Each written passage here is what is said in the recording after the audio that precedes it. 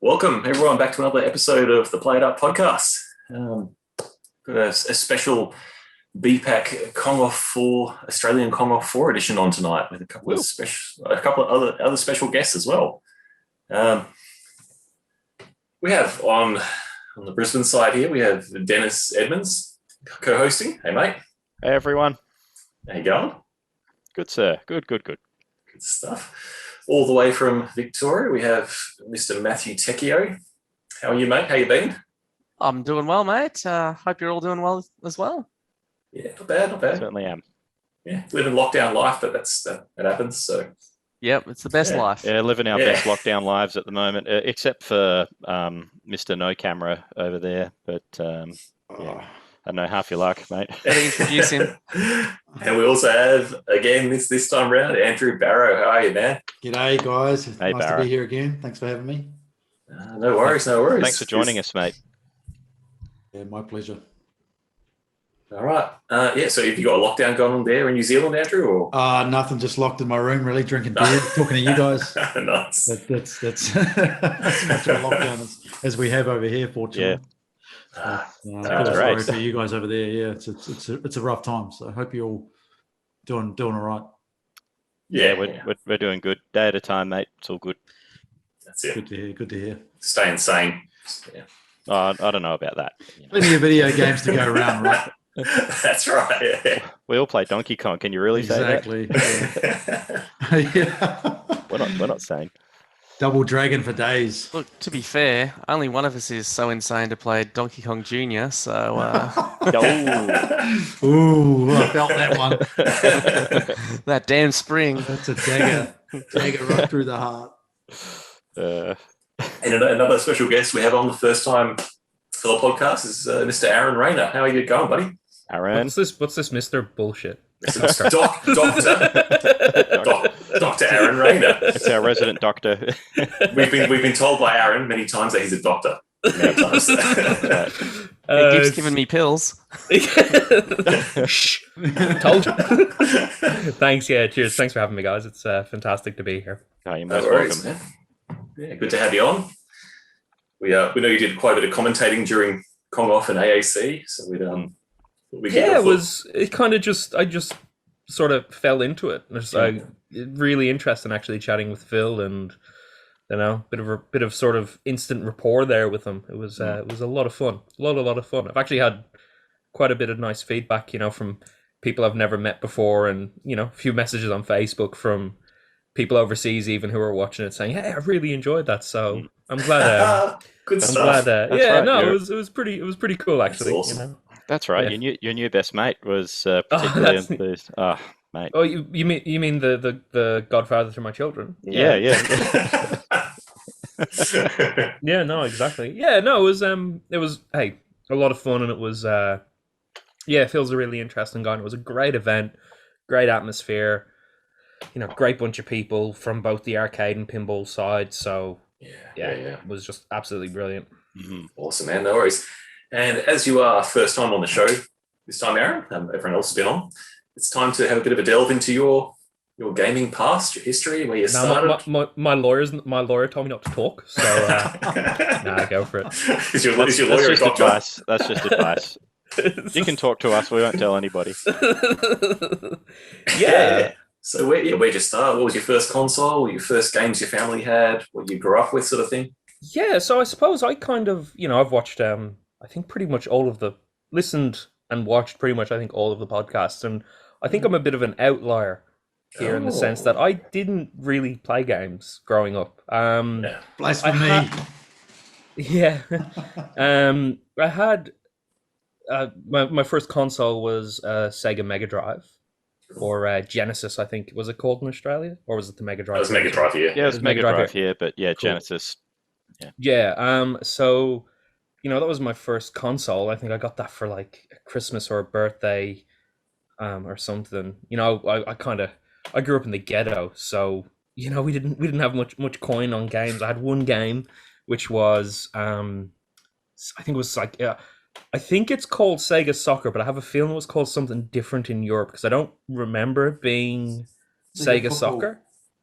No, it was like World Cup '90 or something like that. But I'm sure if I I'm sure if I googled it, I'd find it. But yeah, so I had that, and what you would do when I was a kid. So I lived in commission housing. It was like a kind of apartment blocks, really. So in one sort of lot of flats, you'd have a half a dozen families that would have kids and stuff. So you would trade games. So I'll lend you my soccer game, so I can play your Spider-Man game and stuff like that. So that's kind of yeah, and it was really cool actually. It was kind of, we all didn't have much, but we kind of socialism won out and we all shared. Nice. Yeah, so that was kind of cool. And then I would have migrated, I think, then to the 64 when it came out. Mm-hmm. And we also used to swap consoles on the odd occasion. So my friend, I think he had it was a Super Nintendo, if I recall correctly. I'm pretty sure it was a Super Nintendo. Nice. And we used to like swap consoles every once in a while. So like, we'd bring our consoles into school on a Friday and then back it, because we'd trade, so that he could play the Sega and I could play the Nintendo. And it was a lot of fun. A lot of trust there, man. I would never trust any of my friends. I was with gonna the- say, it's bringing a funny, console man. to It's school. yeah, that's it. I mean, it's the thing. I think growing up in the ghetto, you kind of you don't poop where you eat. You don't rob people that you live near. You rob the rich people. So yeah, so that was really cool. But I wasn't big into gaming in the sense of like, I mean, I loved sitting around playing games, of course, like I think any kid really does, but I never got into chasing scores or being competitive and stuff like that. Not until sort of multiplayer really became a thing, because I couldn't afford 2 joysticks. We couldn't have 2 joysticks, and I'm also an only child, so I didn't have siblings at all to play with or compete with or anything like that. There was my older cousin Kieran. He had a 64, and we used to play like Mario Kart and stuff like that, and that was kind of sweet. Yeah, Mario Kart 64 was kind of the first time I ever kind of got into I need to be better. I need to be better. I need to be better. That and GoldenEye, for the same reason. It was a lot. It was Absolutely. a lot of fun. Yep. And then I never after that I didn't. I think I got an Xbox. I think when I moved to Australia, but it was just because I like playing Halo. And literally, it was the only game I really played on the Xbox. I think I got a Star Wars game at one point as well. But I just liked having an Xbox and it was, when my cousins would come over or something like that, was when I played. It was never sort of it was very social for me. It was always a very, very social thing. I didn't need to interact with a person. I was interacting with a game in a sense, but also interacting with the person. So that was kind of comfortable for me.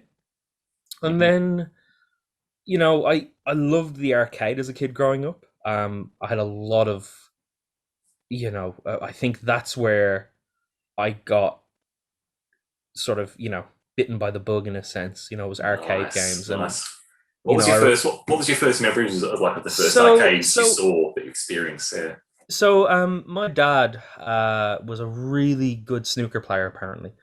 He passed when I was quite young, so I can't, I'm going off of folklore here. So I spent a lot of time in, like, when I say young, I mean very, very young, like 2 and 3. So I spent a lot of time in pool halls and snooker halls and stuff like that, hanging around with him. So I kind of have like vague memories of, and for those who maybe haven't been to an Irish snooker hall before, there's normally kind of they're normally separated into 3 areas. So one area will be where the gambling games you can play, so like the pokies, I suppose, what here. Mm-hmm. Another area would be for actual arcade games, and then other areas for snooker and pool. And they're quite separate and stuff. But, I remember one of the snooker halls near me growing up that I used to go to when I was like, 9 or 10 or something, and it would have, I remember Puzzle Bubble, sorry. And that was, I was hooked on that game. I was never good at it, but yeah, I think puzzle games for me. I was actually chatting with Neil, and he was saying like, he reckons I've got a bit of a he reckons puzzle games are my jam in a sense. He's like, you need to get into it more. So I always really enjoyed that.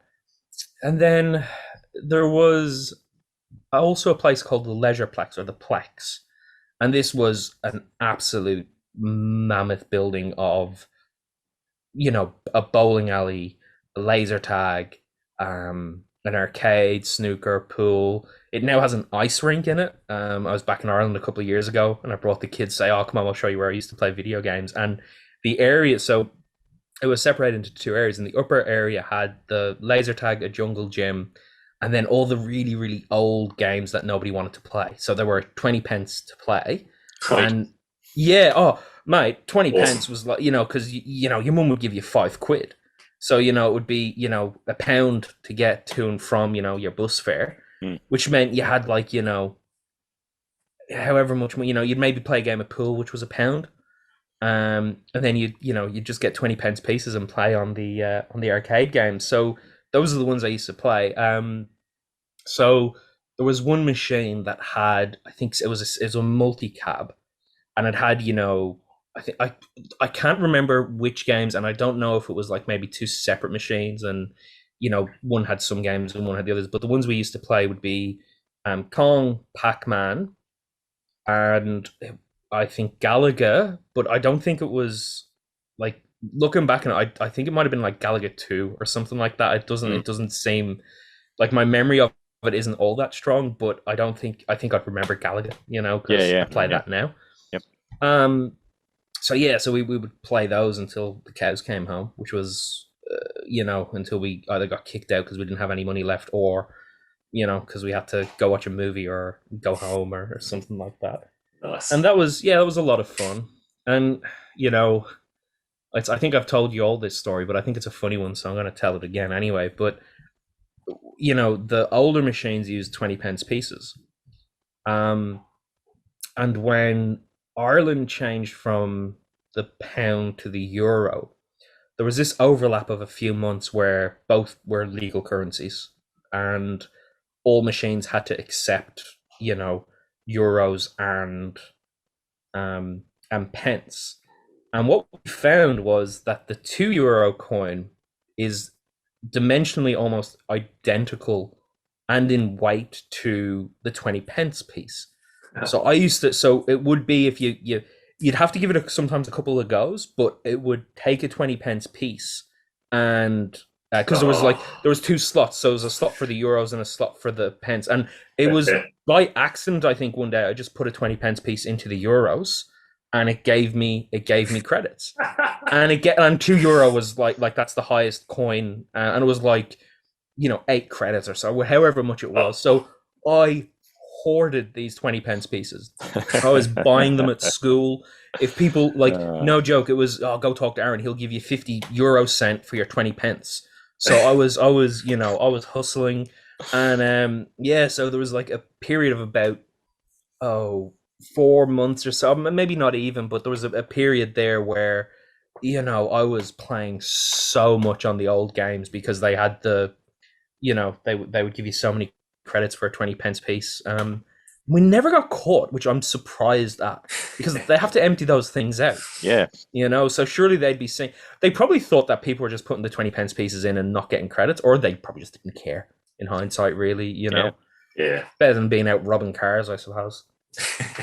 Exactly. So we played an awful lot of Kong, an awful lot of Pac-Man.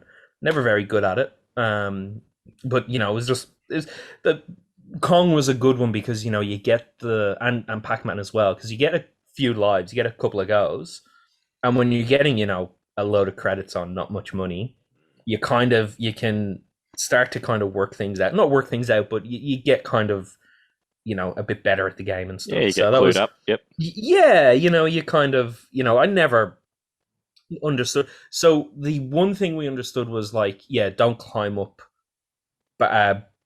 ladders when there's a barrel coming over you. We figured that one out pretty quick, but we never got any of the steering and stuff like that. And there was a couple of jumping next to a Firefox would give you points. We never really understood. We always thought it was if you were jumping away, and obviously now we know that it's if you're jumping up and you hit the joystick left or right, it extends the sort of not really the hitbox, but it is the hitbox, I suppose. So you know, like there was a couple of these things, and then you know when you learnt about them later on in life, it was like, oh, we were close, but you know, so that's kind of cool. So yeah, How old were you back then, man, when you were playing the games? I would have been. I mean, I obviously started off quite young, about like 8 or 9.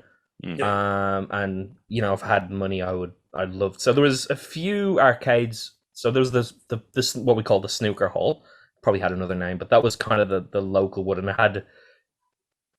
I remember it had Puzzle Bobble, and it had Metal Slug, and I can't remember which one it was.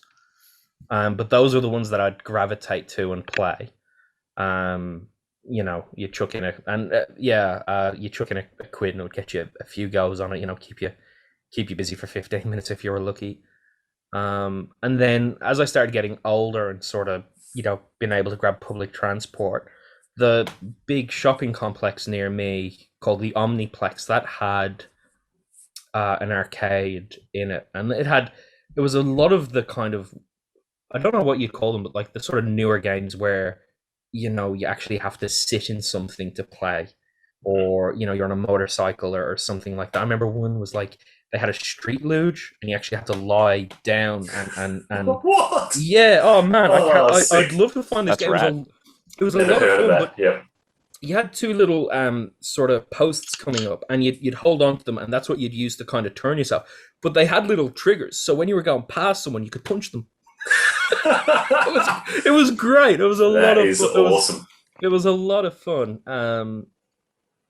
So we used to that, but so that was kind of every once in a while on a weekend I'd get some money and I'd be able to bugger off to the arcade. And it probably stopped when I moved to Australia, really, because there wasn't anything I knew about in a sense, and I didn't live near the city and stuff like that. So it then wasn't sort of until I went to university and sort of arcades became a thing that I started to be like, oh, I love these games. Why am I not playing them more? And I got onto MAME and stuff like that, but I don't know, just a keyboard doesn't feel the same to me. Yeah.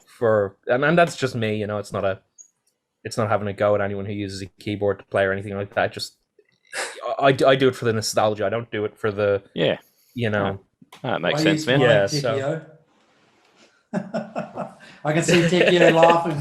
I wonder why that is. I was smiling. I wanted to see if you'd pipe up. Hey, I just want to say I have the utmost respect for someone who can play freaking games with a keyboard. Oh, when they're designed likewise. for Right on, man. Absolutely, absolutely. And it's I know it's kind of some, us Aussies only idiots give people shit for that. Exactly. I don't, but for me, it feels different. And I never played games really. Like I never played, what's it called? Like Counter-Strike or anything. I never did any of that as a kid on computer. So it was either a joystick or a gamepad, so. And I think when sort of flash games became a thing, sort of in the noughties, I'd play on a keyboard because that's what you had to use. And then when I discovered MAME, I was able to play all these games that I hadn't played for years and like a lot of the fun was I don't remember the name of this game, and you'd have to you'd go through, you type in the best sort of recollection you have of the game, and then go to Google Images and go to let them remember it. So Nice. there was a lot of fun like that. Like Raiden was one of those. Cool. Oh man, I remember playing that game as a kid, and I don't remember the name of it. I don't remember the name of it. And then when I found it, being like, you see it and you're like, that's right, that's the one. I remember. And just that nostalgia hits. It's a lot of fun. But so I suppose I'm a bit of an outlier in the sense that I never, I was never chasing big scores or playing for hours and hours and hours and hours. Yep. Which is weird because I'm a fairly solitary type of guy, and it kind of, that to me sort of, you'd think that that's what I would be more comfortable with, but I preferred taking things apart and doing electronics type stuff, and I think that's where my love of the kind of arcade games come from as well. Like sort of how does this work is what really, I think, more so got me interested when I got a bit older, as opposed to the actual gameplay. So yeah, I'm finding that too. Yeah, 100%. Yeah, it's just great. I mean, I built a. If anyone wants to go on, there's a really cool website called Instructables, and years ago, I did an Instructable of building like a cocktail cabinet using a Raspberry Pi when they first came out, and like that was, I remember doing that, and like, you could sit there and play games and stuff. It was a lot of fun. Good old Linux, huh? True. Debian for the win. Yeah. It is cool though, being able to tinker. I find that since I've been getting into that a little bit more, that it's been interesting that it was more out of necessity, because I had some Donkey Kong PCBs that weren't playing the game. Surprise, surprise. And so, by necessity, fault finding and whatever. And my background is trade-based with electronics. And so, same thing, man. I got into that a little bit more, and I was actually surprised at how much I enjoyed it. And so, now to the point where I've gone and bought some more stuff and about to invest in an oscilloscope as well to try and keep up with that stuff too. So I'm hearing you, mate. It's it's a lot of fun. It's cool. It's just, it's problem solving. It's just always something I've enjoyed. Always something it's kind of just wanted to know how things worked. I remember it would have been about 7 or so. And a friend of mine, his older brother, I think, got a NES and got Duck Hunt. And I just remember being, how the hell does the gun know where? How does it know where it's pointing? And like, just not, as a kid, like it was magic. Yeah, that's what it was. It was magic, Yeah. It's just, magic is science. What is it? Magic is sufficiently advanced science is indistinguishable from magic. That's exactly what it was. There is. That's cool, man. That's really good. Nice. And then you found your way to Netherworld at one point and found the Donkey Kong machine. Yeah. And it came flooding back. Yeah.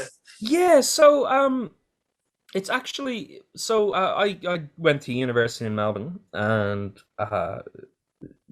Bartronica down there opened. Bartronica, yeah. Yeah, and it was my better half who found. So she knew I liked arcade games, and it was my better half who found this bar and was like, "Oh, this place is opening." And I'm like, "Oh, cool," and then I followed them on Facebook, and they posted up that they had a Donkey Kong machine, and I was just like, I'll be there tomorrow. Yeah.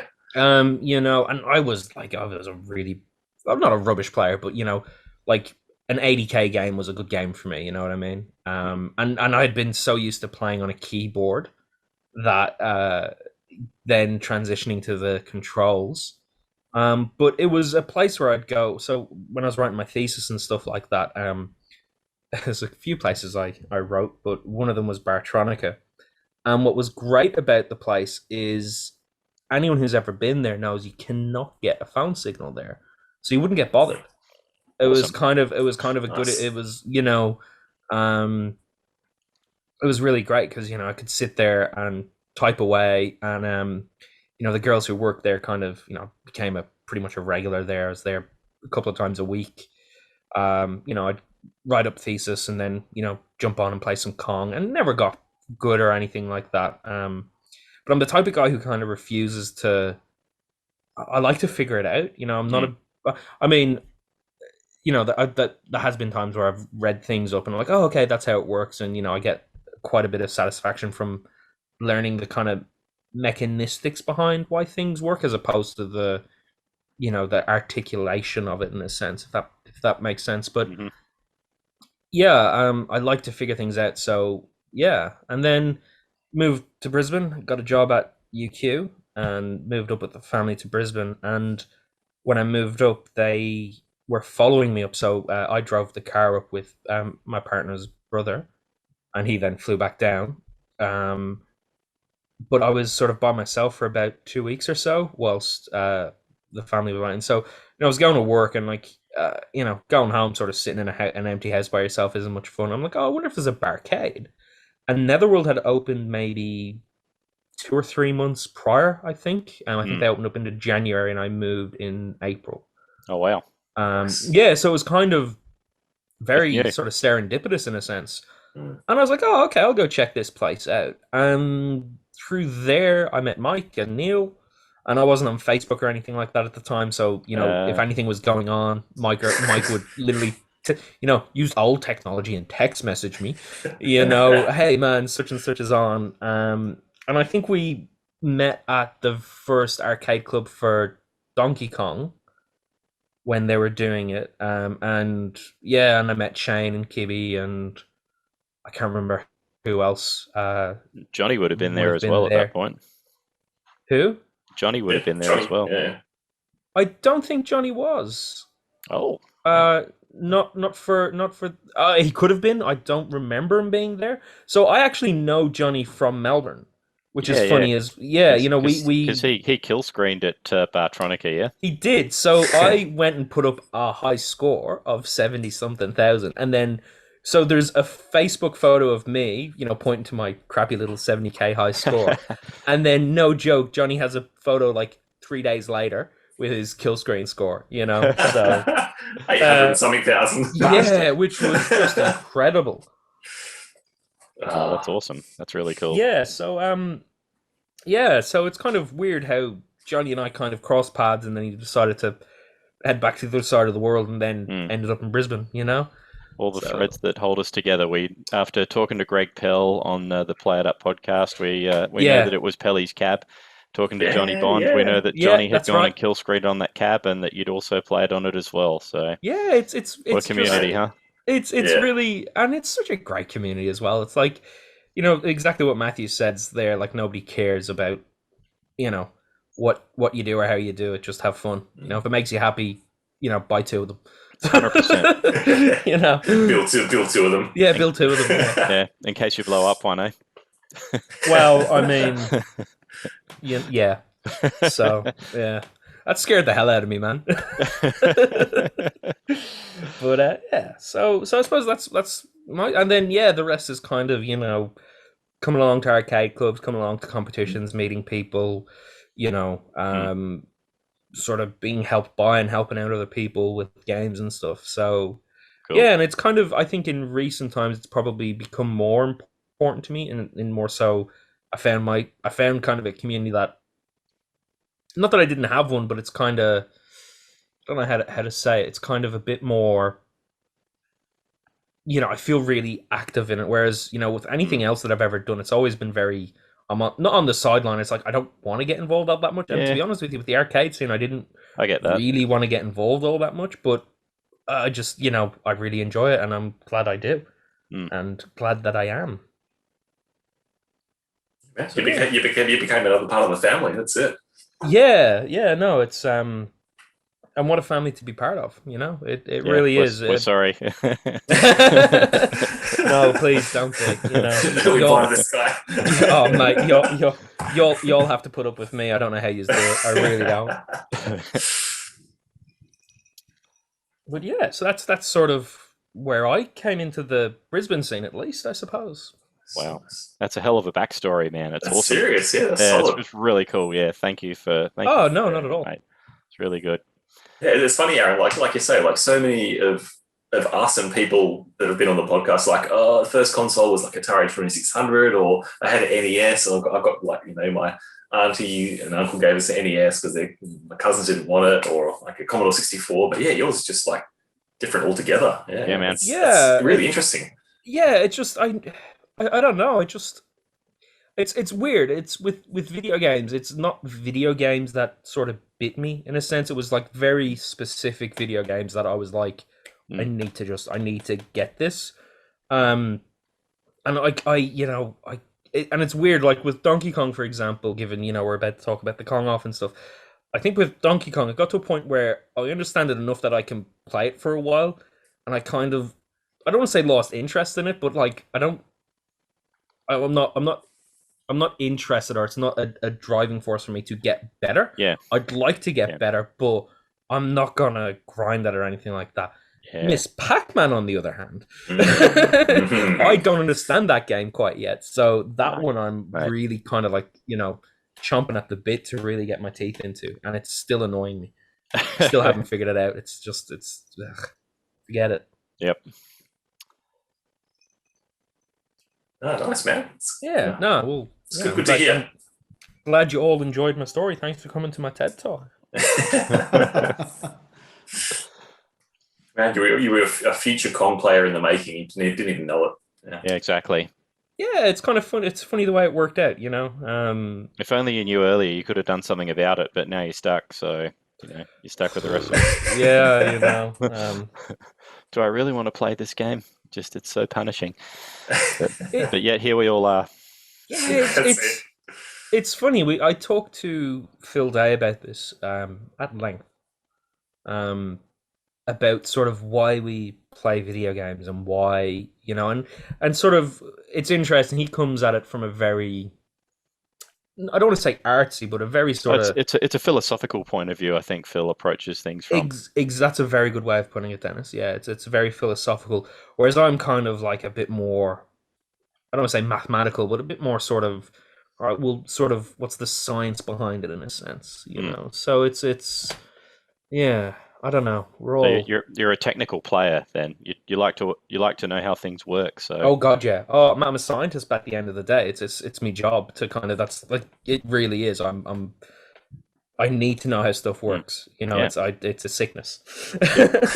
Not at all. It's awesome. It's really cool. I'm the same. I have to know, and if I don't, then yeah, I'll keep working until I do find out. Like that's kind of the thing about repairing PCBs, man. It's very similar. So, got to know how a game works, and to do that, you play it a hell of a lot. And yeah, absolutely. I get that totally. Absolutely. Yeah. All right. Nice one. Well then, shall we roll into the events of the first weekend of BPAC? Yeah. Let's do this. What a weekend it was. Ooh, man. Yeah. I guess actually before we get there, did any of you guys put in any specific sort of training or do anything in preparation to get ready for this competition, or was it a case, or was it because I know I didn't, because I was thinking COVID's around, might get called off. Like, why am I going to grind away and play this game? And I gave me liver a rest the month before. I did the opposite. I drank every day for 2 months and lead up to the BPAC. That was my training. Yeah. I had the best intentions to train and to practice, and then I had an issue with one of my teeth and had to have it extracted at last minute notice, and literally spent the next 4 to 5 days just ruined. And I was worried. I was not just worried about being able to get up to Brisbane. I was worried about being able to stay awake or be awake enough. Be present. Yeah. Be mentally aware enough to know what was going on. But by the time I got there, it was more of just a pain, like a shooting pain, as opposed to just being completely on my butt. So I was lucky. I was very lucky in multiple ways to get up there.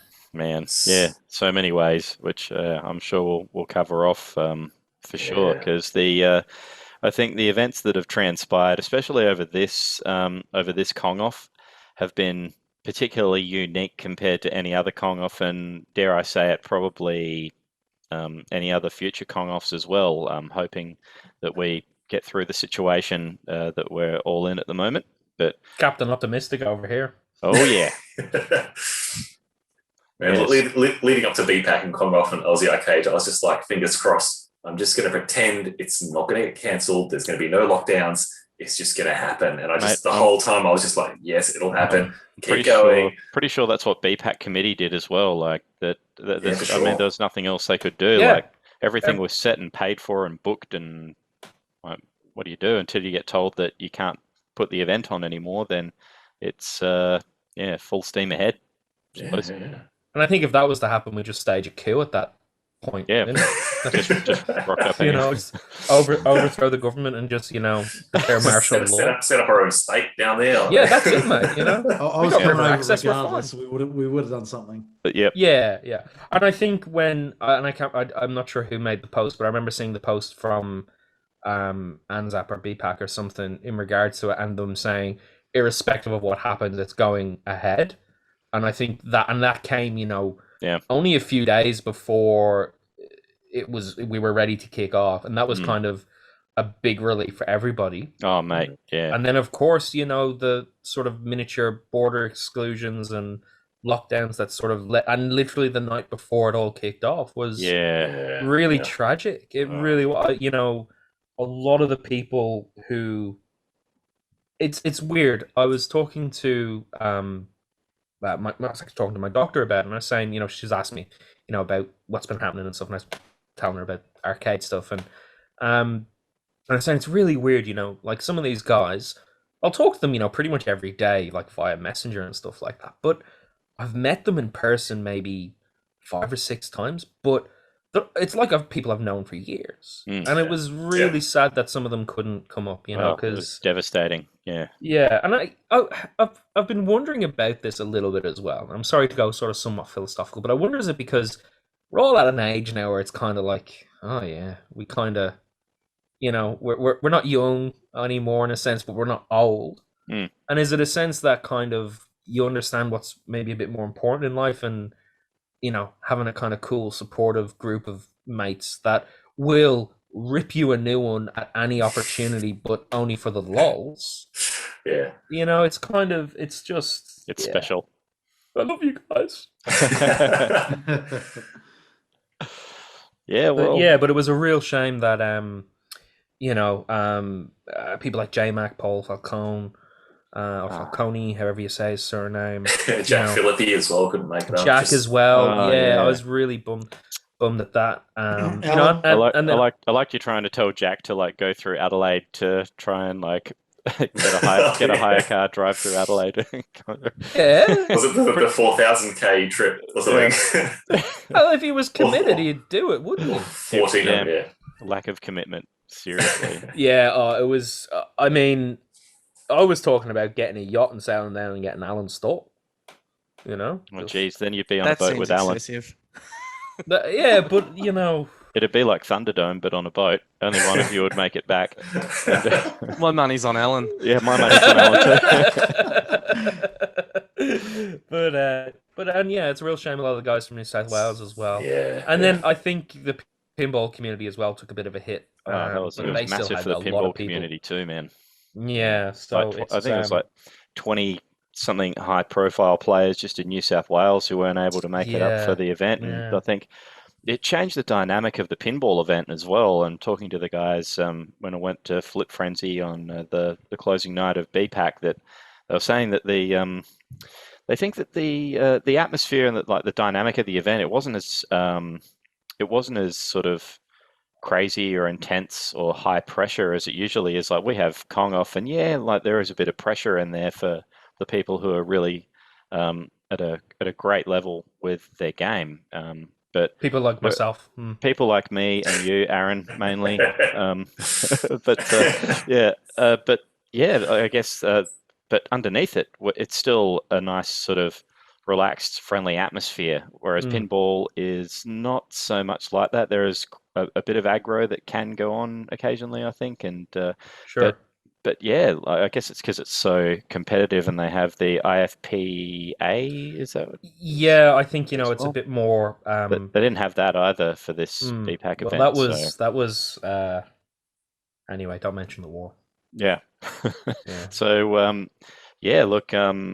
Overall, I think the guys from New South Wales, the pinball guys were hurting just as much as the rest of the guys who wanted to come up for Kong Off, and we had people like Pat Silver and Alan particularly that I can think of that weren't able to make it, and just all from how things were going so well within a week or so out from Kong Off to find out that circumstances had changed, and then that didn't happen, and then we're in this scenario where that day that the King flew up, we found out the borders shut. And then, of course, then Jack and Paul and J-Mac and those other guys weren't able to make it. And the only people that were the guys that were already on flights or were at the airport already.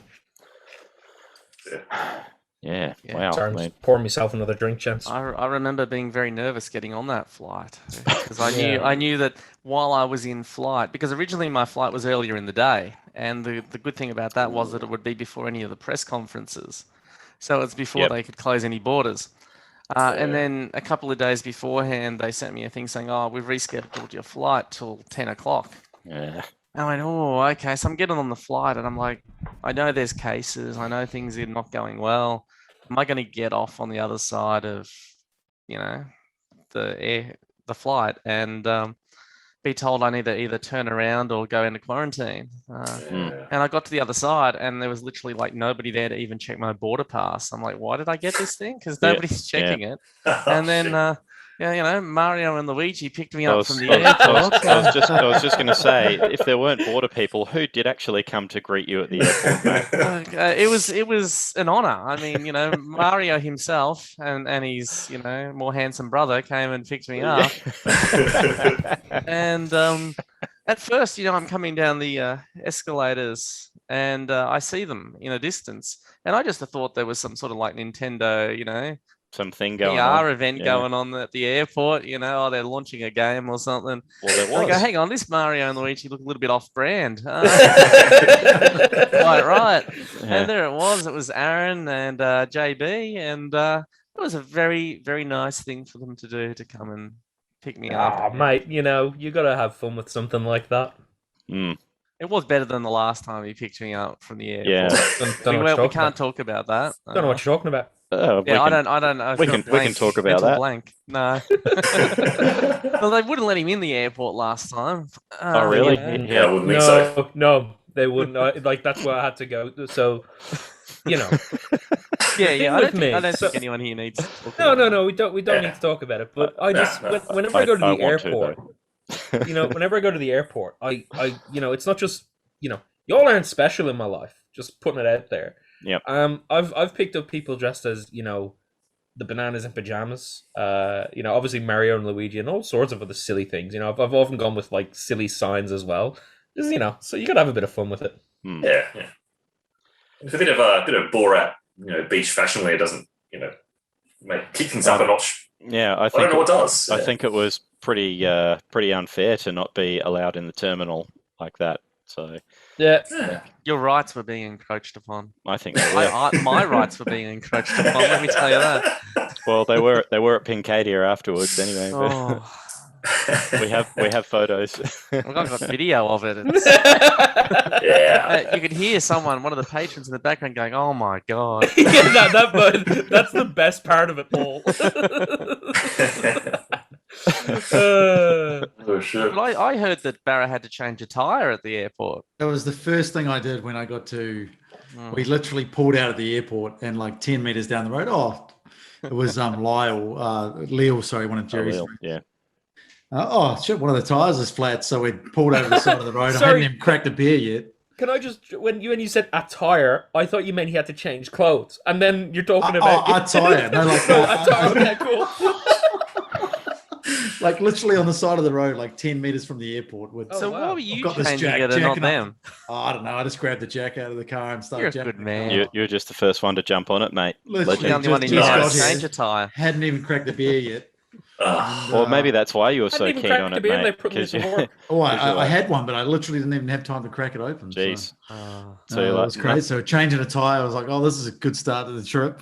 Here we go. You couldn't complain though. I mean, I was going to say it ended rather well for you, though. It ended up. I made it back home. All things aside, Mate, not have been so lucky.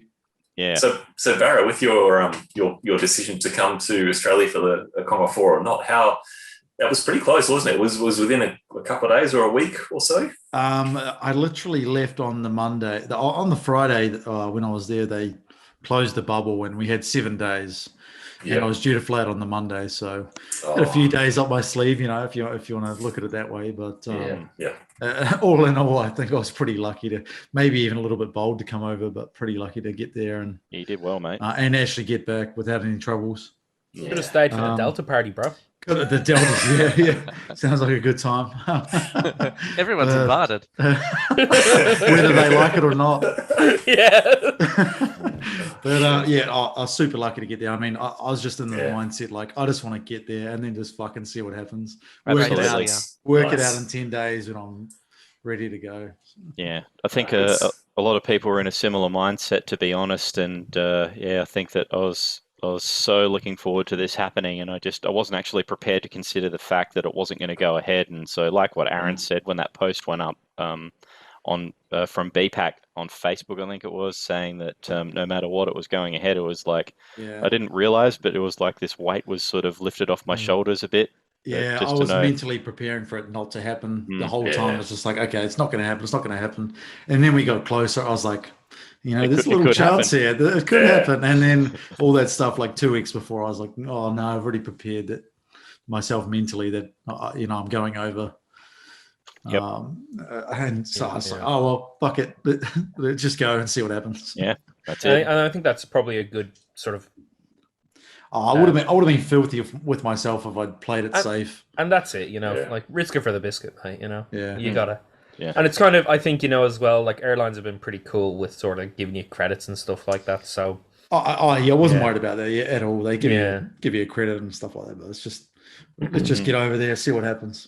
It's okay if you don't want to I want to see my mates. So, what's that? Yeah, you don't have to come to the next one, mate. Don't worry about it. Yeah. Just play it safe next time. You're all going to boycott it. Yeah. 100%. Yeah, if Barra's there, I'm boycotting. Yep. Yeah. See you next Tuesday. Yeah. Oh, you good. I don't know what you're talking about. No. What are you talking about?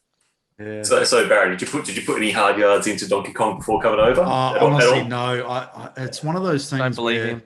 If I overthink and prepare too much, it sort of works negatively in my favor, if you know what I mean. So I played 2 days leading up to it, like I think it was like the Monday, Tuesday, or something like that. Yeah. But it's one of those games where, in the format of the Kong Off, you don't really need to prepare. I feel it just depends what sort of game you're going to go and play. Obviously, I'm not going to go there and put up a 1.1 plus without preparation. Yeah, but, just came running close. Just running boards and stuff is pretty natural. Like, you don't really need to practice that these days. Tecchio can probably attest to that. That I need to practice. Oh no, that I don't need to practice. No. Well, no, you were playing your own game. I mean, look, different kettle of fish. It's weird. Like I approached it a bit like Barrow did. I was like, look, I don't really need to practice because in an event like that, you don't know what's going to happen. In the finals, we won't talk about them right now. But and it's not just the finals. You can just have any game. You sit down there and like.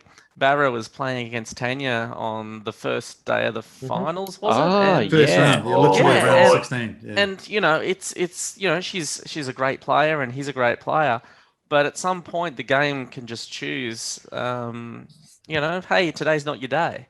And if this had been a year earlier and something like that had happened to me, I would have been so beating myself up over it. But you come to learn that you can be the best in the world, right? And still just have bad luck. It doesn't matter. And like Barrow said, you can be confident enough in your own abilities that if you sit down and you play your game and you're just trying to run boards or whatever, Barrow got 1 million points. I almost got 1 million points.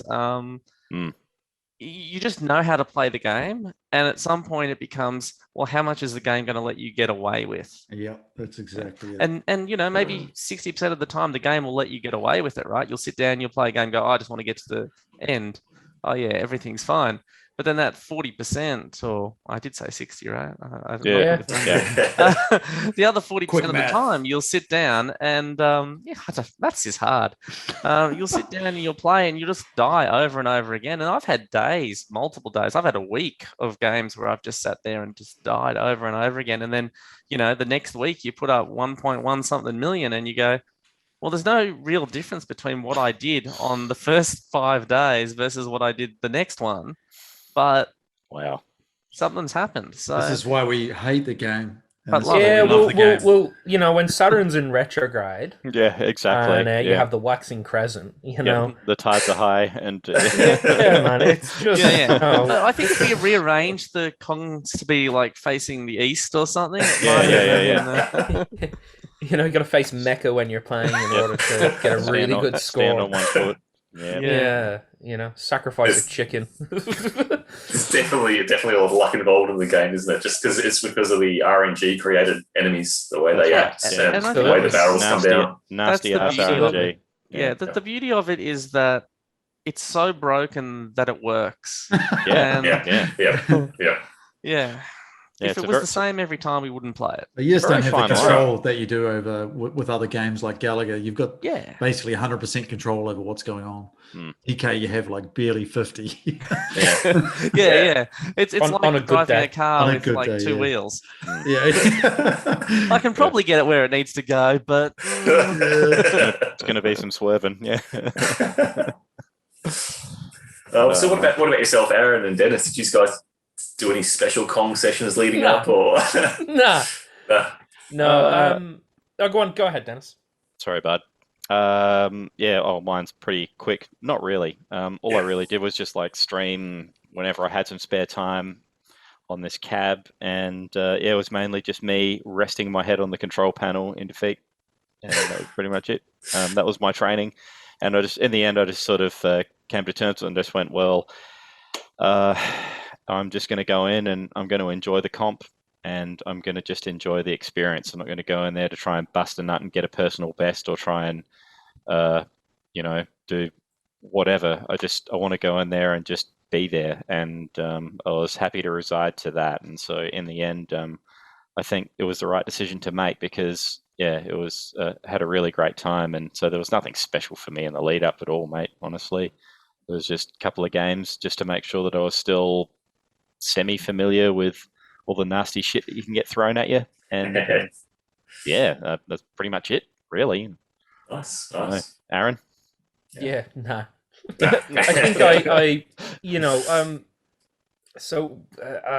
for those not in the know, I've got some stomach problems at the moment, and sort of sitting for like long periods of time really end up, the following day I'm in bits and can't do much. So sort of any sort of, even sort of standing at a machine and stuff like that. And then even sort of in the close lead up, I mean, I was in hospital on the Friday. I had to leave the level 3 comp. Yeah. I mean, I was knocked out, but I was planning on hanging around anyway. And I was wanting to, hang around. And I was like, I'm just too sore. I'm going home. And, ended up in emergency on my way home from the comp. So it was a bit tricky. I would have liked to be honest, because, I mean,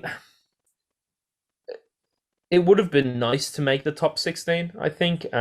So I made the top 16 in, I think, either the first or second Kong Off. I can't remember. And that was kind of cool and stuff like that. But we didn't have the full sort of 16 people play against one another. It was just like where you finished in your ranking. It was only the top 8 from memory for the first 2 Kong Offs. Okay.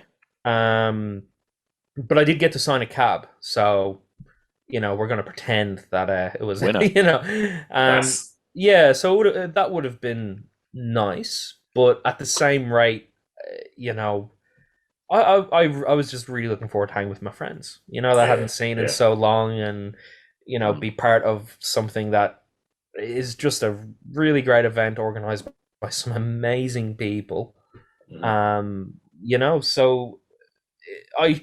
looking back, and I'm a bit upset with myself that I didn't, to be honest, but at the same rate, I was in bits that whole weekend. Like I could barely I think my first game I got a 250, and I was like, oh, okay, that's all right. And then I just started getting sore throughout it, and I was like, I just, and I think that night I think I dropped my kid home and I was going to come back, and I'm just like, you know what, I'm too freaking sore. I can't, I'm not making excuses or anything like that, although it might sound like it, but I kind of wish that I had have, and I didn't not come back. So, next year I reckon I'm gonna really put in some hard yards and grind the game a bit more.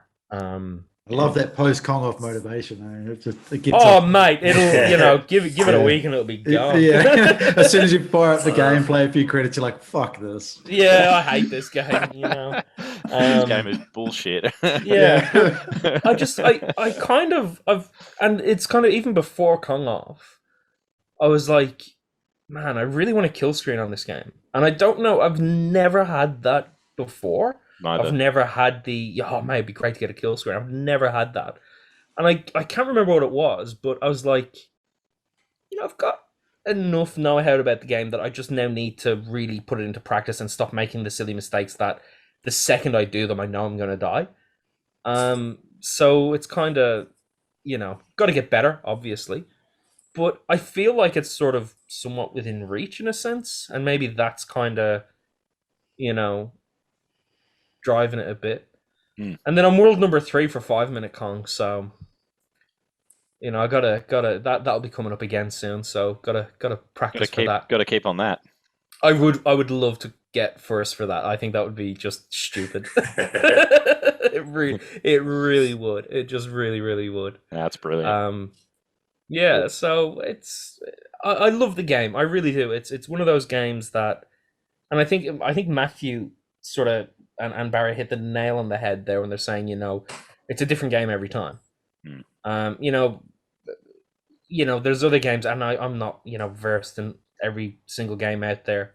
But I think that's very interesting in a sense that, sure, the level, progression and stuff is always the same and stuff like that. But every game's going to give you something new and give you something interesting, new challenges and stuff like that. Whereas other games that are pattern games, in a sense, maybe don't. I don't know, but yeah. So a lot of fun.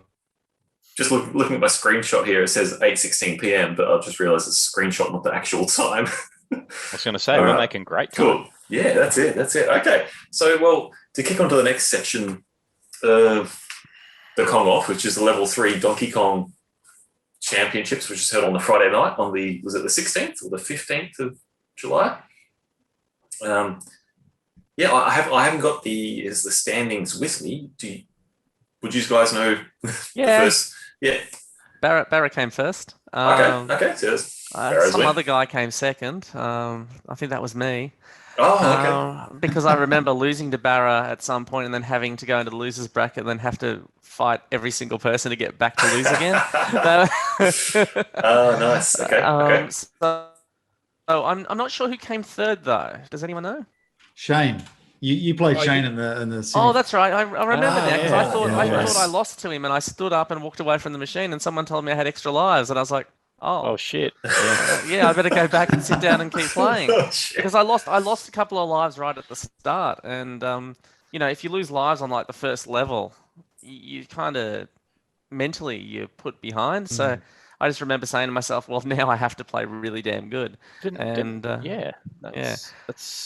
I think that happened more. Aaron, was it you and I that played against each other? Yeah. It was really weird. It was like I think you and I were pretty much neck and neck in score. There was a couple of K in the difference, and I think it was the same thing. Like I'd lost early, and I don't know what happened, but yes, it was like I got so and so score. Like okay, no point in playing it out. And I didn't realize that I had an extra man on Rivet, so I could have, You could have obviously beaten me. Yeah, I could have sacked the life and then gone back. But yeah, it's one of those things where I wish I realized because I would have grabbed you and would have went, hey, just. No, you can't do that. You can't do that. You just tell him to walk away, buy him a beer. It's one of those things that happens. I was a bit sort of. A little bit upset at it, but it was more so, upset with myself in a sense that like I made a really silly mistake. But considering I ended up in hospital that night, it was probably a good thing. Because all things aside, errors of judgment could probably be forgiven in that circumstance. We're honest about it. Absolutely. So, But it is what it is, and nothing like that is ever done in malice. It's just one of those things that happens, and you shrug it off and just sort of like Matt said, buy the bloke a beer and be done with it. Yeah. I really enjoyed the level 3 comp. What do you guys think? Right. I loved it. It was awesome. Because it puts people a little bit on a level playing field, in a sense that, like what you're saying, that the game itself can decide that today's not your day. And if a really good player is going up against an average player, and the average player, the game was like, you know what? You look pretty today. We're gonna help you out. and the really, really good player, the game's just like, you again.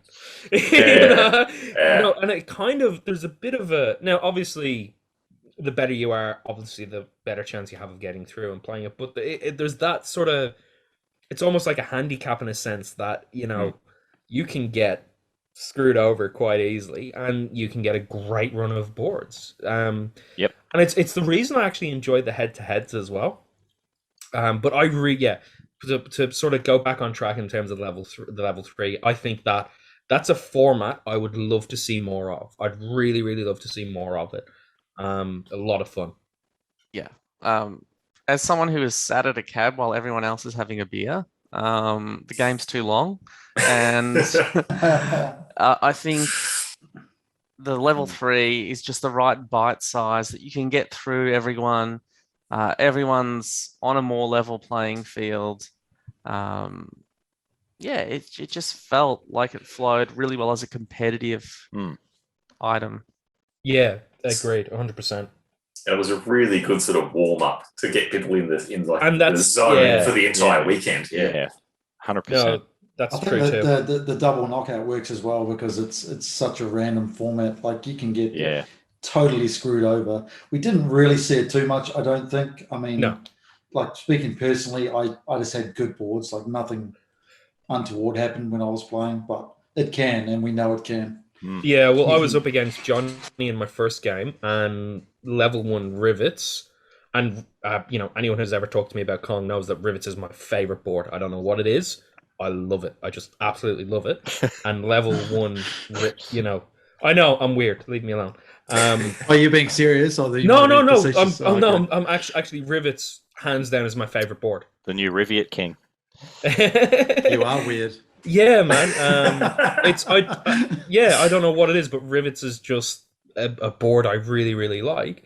And level 1, I think I lost 2 men on level 1 rivets, and it can happen. Yeah, I think there was one where I was a bit silly, to be honest. I was probably pushing it a bit. I should have cleared the board, but there was one that was just like there was nothing I could do. I got absolutely cornered, and I tried to do a back jump over, and I completed on the back jump, and then went down the ladder, and another fireball came up from underneath me and stuff, and it was have a good one. The randomness of that format is super frustrating if you get blown, but I don't think it's too random that it makes it unfair. Agreed. I think the best players are still going to generally come out on top because of the double knockout.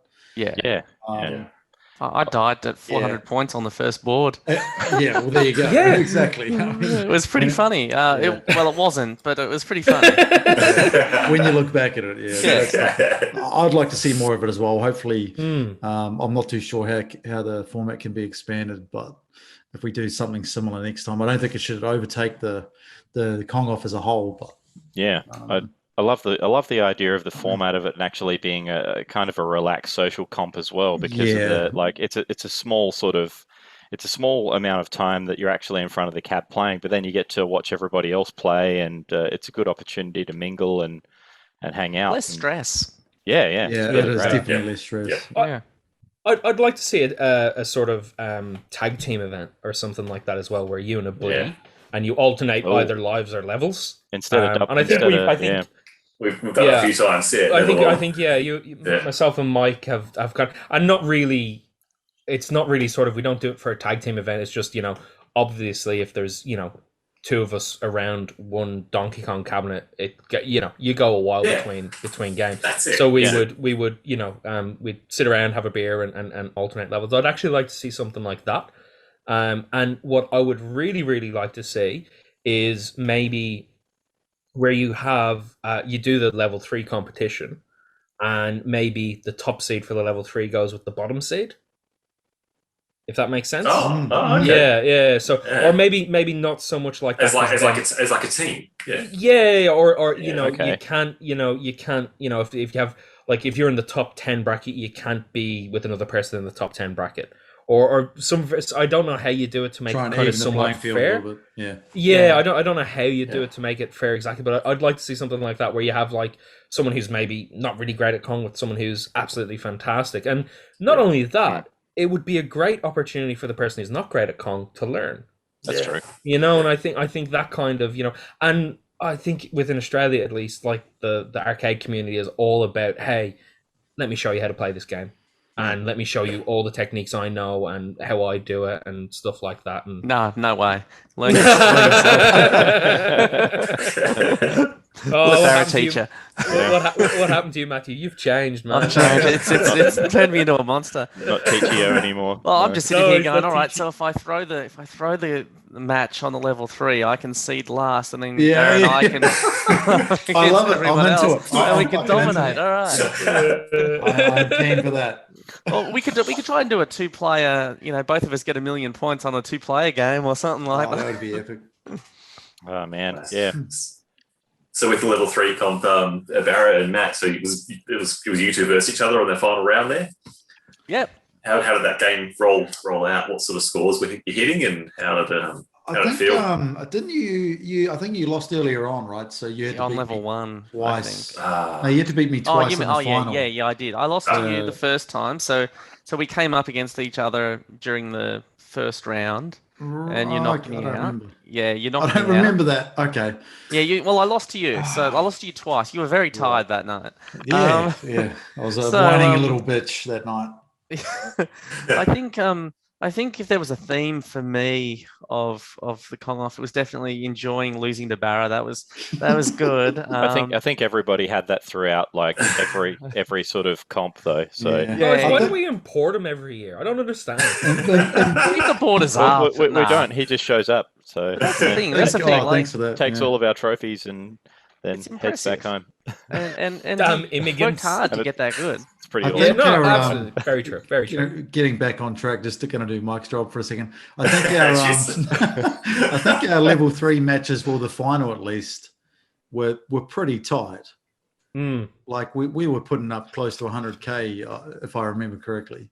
I remember it being relatively close. Which really just comes down to the deaths. Deaths and who gets some good luck on the pies. Actually, I think it came down to the last board if I remember correctly. So it was the rivets, obviously, and I came into it and I needed to get like 8,000 points or something. And as Aaron would know, being the Rivet King, rivets will give you either 10k or nothing. 1k, yeah. And I think I literally got 3.5k or 4k on that board. I remember because I was mentally willing it. I'm like, just give me a little bit better than average board, because average board about 7,000 points or something there, and I'm like, just give me a little bit more, and it was like, nah, mate. Gonna go to the left. I'm gonna go to the left. And then I remember going, it's your fault for even asking these things. Like as soon as you ask the game for something like that, don't acknowledge it. Yeah, you've no one to blame for yourself for this, mate. Yeah, it's okay. I'll beat myself up later for it. That's tough love. Wow. But enough of me. But yeah, no, to sort of again, it was a really cool format, and I would love to see it again. Even in other sort of iterations thereof with other games, I think it's kind of cool. I mean, I suppose with some games, obviously, you can perfect scoreboards, so I don't know how it would go with other games, but I like the kind of closeness of it in a sense. Me too. Yeah, I love the format of it. It's like the support band playing on the way to get you pumped up for the main gig. And it works really well. Like I think that it's a great format, and it's good for everyone to sort of hang around and catch up and chat and have a couple of refreshments and talk about what's going to happen over the weekend. And to meet the new faces too. Remember, these new people that have come along to say hello. We're all hanging out, all playing Kong. They understand it. They sort of enjoy it. Well, it was really interesting. It was really interesting. I seeded, I think, 15th in the arcade things, which I was really annoyed about because I actually wanted to go home. But I went up against, is it Peter Hoy? Yeah, Peter Hoy. No, what's it? Hi, yeah. And I picked Donkey Kong for my game. And it was really, I was chatting with him, and it was actually really cool because I'm like, he's picked 2 of his games. I'm not going to win it, so I'll go and I'll enjoy it as much as I can. And I can't remember what's that game. It's kind of like you kill zombies and turn them into balls, and then you have to hit the ball. Nightmare in the Dark.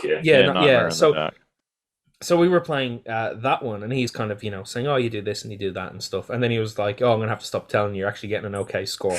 Mind you, he beat, when he says that, he beat my score on the first board. But it was really cool. And then we went over to Kong, and, I was talking about it and stuff. And he had, so he went through barrels okay. And then he went through rivets, and he's using the ziggurat pattern or whatever you call it. But he wasn't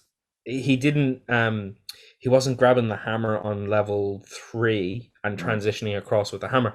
And I was saying to him, I said, oh no, the reason you leave that rivet is so that you can grab the hammer and move across and kill everything. And now the left-hand side is blocked in a sense, so if anything spawns there, it's trapped. I said, that's sort of the reason why you do that. And it was really cool. It was like, and it was like kind of, got to chat with him a bit more. So I'd actually really like to see him at next Kong Off, because he said he had played a little bit and stuff. So that was sort of a new face in terms of, I know who he is. He plays fighting games, but in terms of the Kong scene and maybe I think he's more of a, 16 and 32-bit gamer as opposed to, going playing with us sad sacks with all 12 pixels. So you get a color palette of 4. So that was really cool, and it was a bit of cross pollination in a sense between the two sort of, I don't want to say camps because it makes it sound like we're not friends or anything like that, but this 2 sort of areas of where people play. It was really cool. Yeah, there's different generations of games people are interested in. 100%. Yeah. There's a level of cleanliness between. No, I'm just kidding. I'm joking. Have you met Buzz? I love you, Buzz. We all love Buzz. Great guy, really great guy. But yeah, so that was really cool. Getting to interact with someone you probably wouldn't have within a game. So yeah. Yeah, Pete's a good bloke. He's very, very nice bloke. And bloody good at games as well, by the way. Amazingly good. Yeah. All right. Well, I guess the next topic we're going to cover is qualifying day for Australian Kong Off 4. Yeah, it was a big day for everyone. It was 10 hours of gameplay. I think except Shane. One credit kills. Just straight on. One and done for Shane. I'm pretty sure he did that last Kong Off as well. He did. Yeah. And I have a feeling he did it the one prior. Pincadia. Pincadia, yeah. Pincadia was that's right. It was at Pincadia. It was Arcade Wars. That's right. That's what it was. Like literally just turns up. It might. And it was really interesting. I was sitting there with Phil. Anyway. Sorry, we won't digress. We'll talk about qualifying day. Sorry, Mike. That's all good. That's all good. Sorry. I love the stories. So, remind me of a story. How dare you? We'll talk about it later. But so getting on to Kong Off qualifying, we had I think it was 34 players all up. Looking at the really? The numbers here, 34 people played.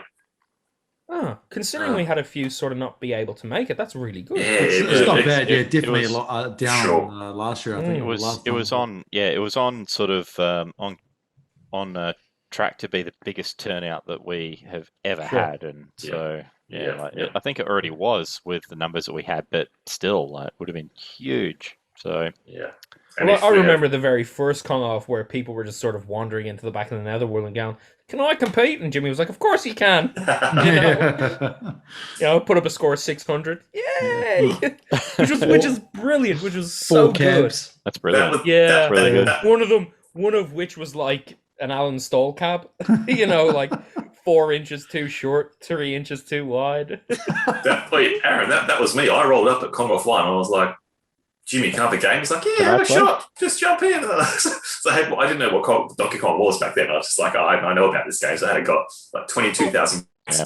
I saw a movie about this game. Yeah. I saw a movie about this game. Yeah. Legit, yeah. And I had one game. I'm like, I had a game of Kong. It's a documentary, not a movie. Yeah. But yeah, qualifying day was it was a little bit somber because, like, obviously a lot of our friends were unable to make it. But it was really great to sit down and drop a few credits and just get amongst it in a sense, for want of a better term. The ticketing system this year worked really well. Last time it was a bit of a shit show trying to get on a cab, but this time it was maybe because there was less people and more cabs. But it wait till next time. Yeah. Report some more cabs. Yeah. Well, we had 12 cabs, eh? It was 12, wasn't it? Yeah, we had 12 this year. Yeah, 12. And all of them were very similar. I mean, I don't really know one cab from the other, but who was it that said we should put gasoline over them and set them all on fire while they're all in the one place? It'd be me. Sounds like it was all the cabs in Queensland apparently were in Brewdog, and I was like, someone should throw a match on the place. They were all very similar, I thought. I mean, from the other, but I think it was cab 12. I had some, and it was actually on the LCD. No. That one was great. It might be that one was great. It might have an LCD, but it wasn't. That was the issue. The jump button was just cactus on it. It was like really? So I think Adam changed it that night. I went up to him and said, "Hey, the jump button's not great." And I think maybe because it was like right on the end, people just didn't test play it as much as when everyone was kind of flocked towards the middle, I suppose, in a sense. But I think he changed the button or something like that, and it was fine after that. But yeah, all the cabs played fantastically. And I think as well with that, some of it comes down to personal preference. Do you want something that's really gonna like slide, or do you want something that's a bit stiffer, and buttons and stuff like that comes down to personal preference. But I agree with Barrett in the sense that they're all fantastic quality, and you couldn't tell one from another. If they had to swap them throughout, Yeah, other than when the jump button came out when Johnny Bomb was throwing around. But Johnny's an aggressive player in the sense that maybe aggressive isn't the right word. I think enthusiastic. Passionate, very enthusiastic. Everyone in Brewdog knew when Johnny lost a life. Yes, or if he came close to losing a life, usually, because he's a joy. But yeah, the cabs were fantastic. It was really great. And it just gets better and better. For me, I think Kong Off 2, I think was the first one where I really got to know people and sort of got involved in the community. So Kong Off 2 for me is always going to be a bit special. Nice. And I'm always going to sort of talk about it in a way that probably makes it better than what it really was, but it's because it's a little bit special to me. But this year's one was by far the most enjoyable, I think. It's getting better and better every single year. It just is. Yeah. Once everyone can travel and everything's sorted, you've got such good techs there now. You do. With like Adam Lee and that sort of thing. It's just next year it's just going to be that much better again, I think. I agree with that. Yeah, it's and hopefully I think Brewdog would be a great venue for it again next year as well if they have us again. I really hope they agree to let us kick it again because, mate, I really loved going there. It was great as even event staff to go in there, and they were so easy to deal with and just really friendly and couldn't do enough to help you. It was refreshing. So I think I think the main person who sort of was on the Brewdog side of thing was Eloise. Young And Eloise. she just like, what a legend. oh mate, like I hate people half the time. So how she was putting up with a bunch of autistic degenerates coming into her place of work every day, arcade game playing, get the high score. Well. I just oh mate, it's saints. Imagine that. Yeah. The staff at Brewdog were absolutely awesome the whole weekend. Yeah, so I'll have a Patriot burger, thanks. You and everyone else, yeah. That's your 5th one this week. Yeah, it was great. Yeah. Qualifying was the best day, I think, because I don't know what it was like for you guys, but once I put up a score, it was like I got to watch everyone else play some really exciting games. That's the best part of it. Yeah, so I was like, I'm just going to put up a score, and that's it. The rest of the day is fun. So that's it. Like watching people play Kong when you know what's going on the street, you know what they're up against. It's some of the most entertaining stuff to watch ever. I don't know about you guys, but I think one thing that helped this year, and I think Mike, you mentioned this on the stream, was that you couldn't drink while you were playing. Oh yeah, true. And I really think that helped, personally at least, to put a little bit more effort in and play that one extra game. You know what I mean? Because in the past, I'd be happy with 500,000-600,000, just say fuck it. Yeah. Next year that might not be enough. Exactly. I can't drink while I'm playing, so that's it. I'll have another game, let's see how we go. Yeah. So that everyone, might be a good thing, you know what I mean?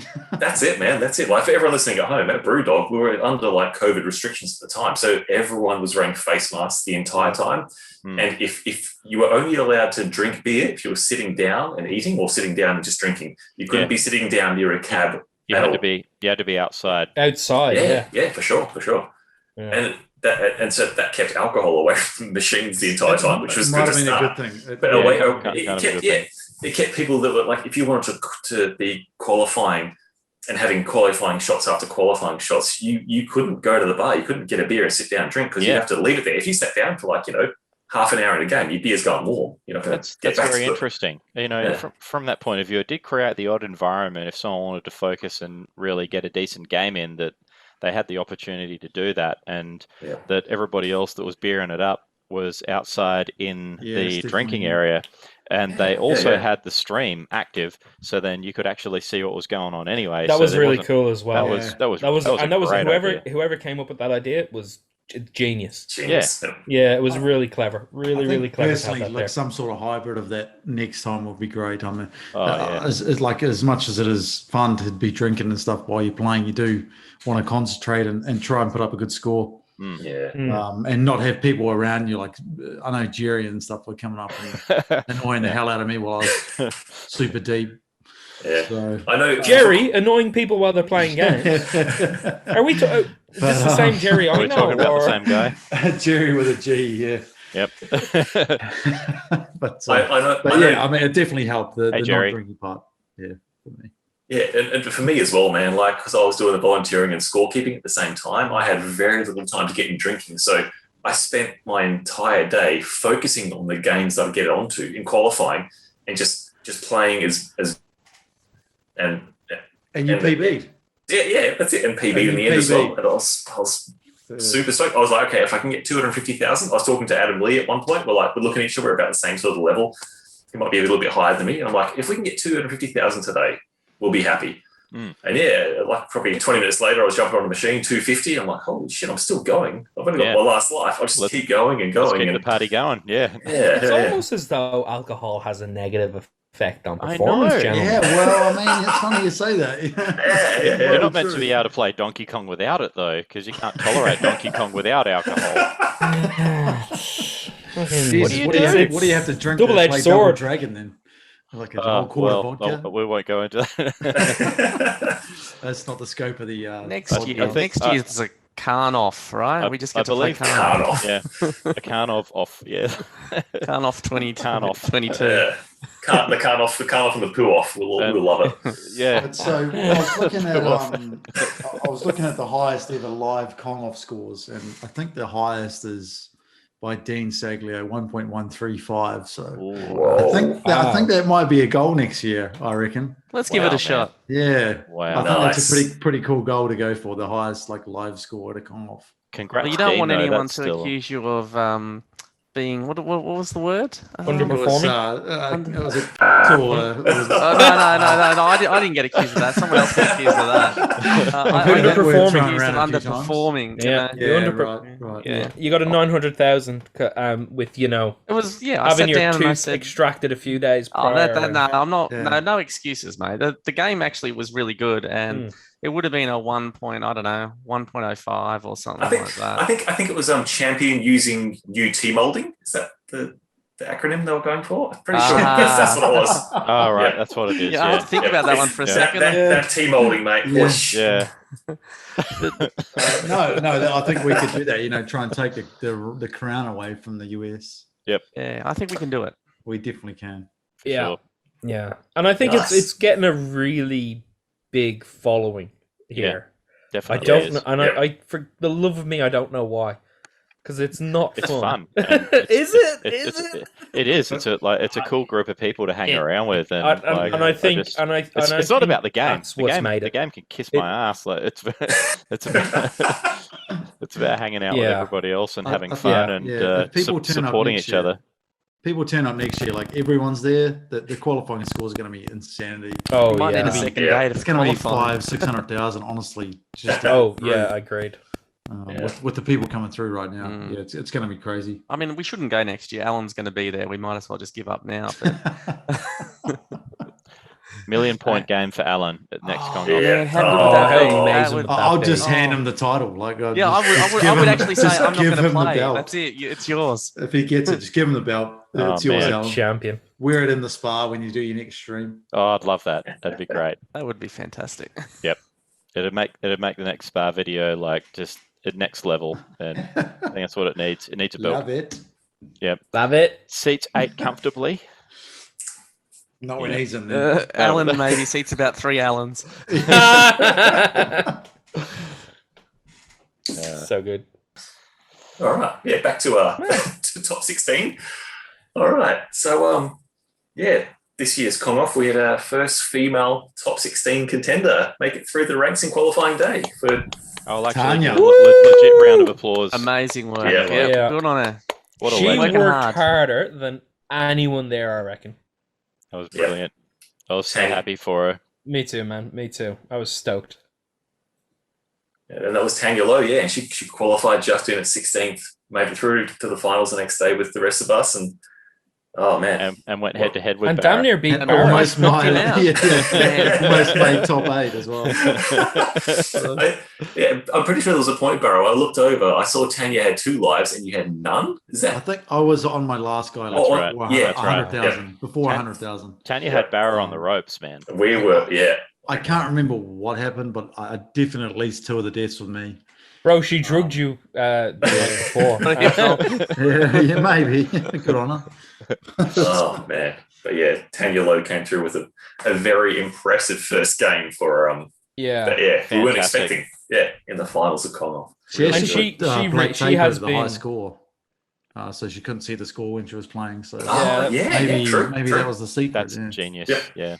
Really I used to do that as well when I was playing just during lunch breaks at work a couple of years back. I just put the post-it note over the score and just not even worry about it and just run boards, just feel the game, play it out.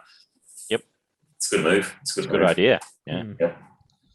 You don't get the speed wobbles once you start getting an idea of what sort of score you're coming up against, or if you're getting close to your PB. Then like you know that you must be in the area somewhere, but it's not like the exact numbers, and that's such a great idea. And Tanya, we hope that we see you again next year in the top 16 as well. So keep it up. 100%. Yeah. Yeah. No, she worked really hard for that, and as streaming consistently, playing consistently. It was great. It was so great to see her go through into the top 16. It was awesome.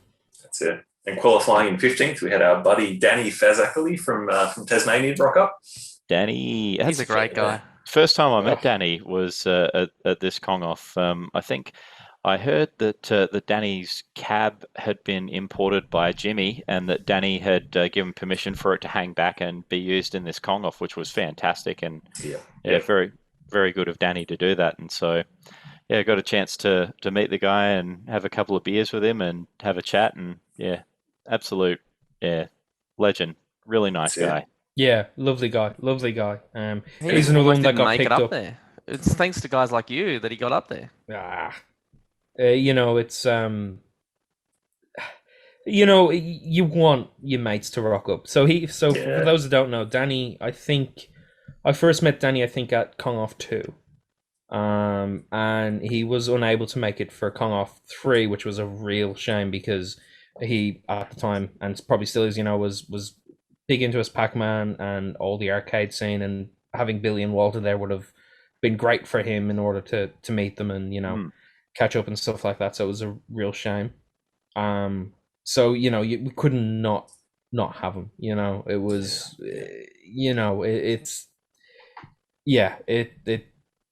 great guy, just and funny. Oh my god, he's so funny. He really he's a legend.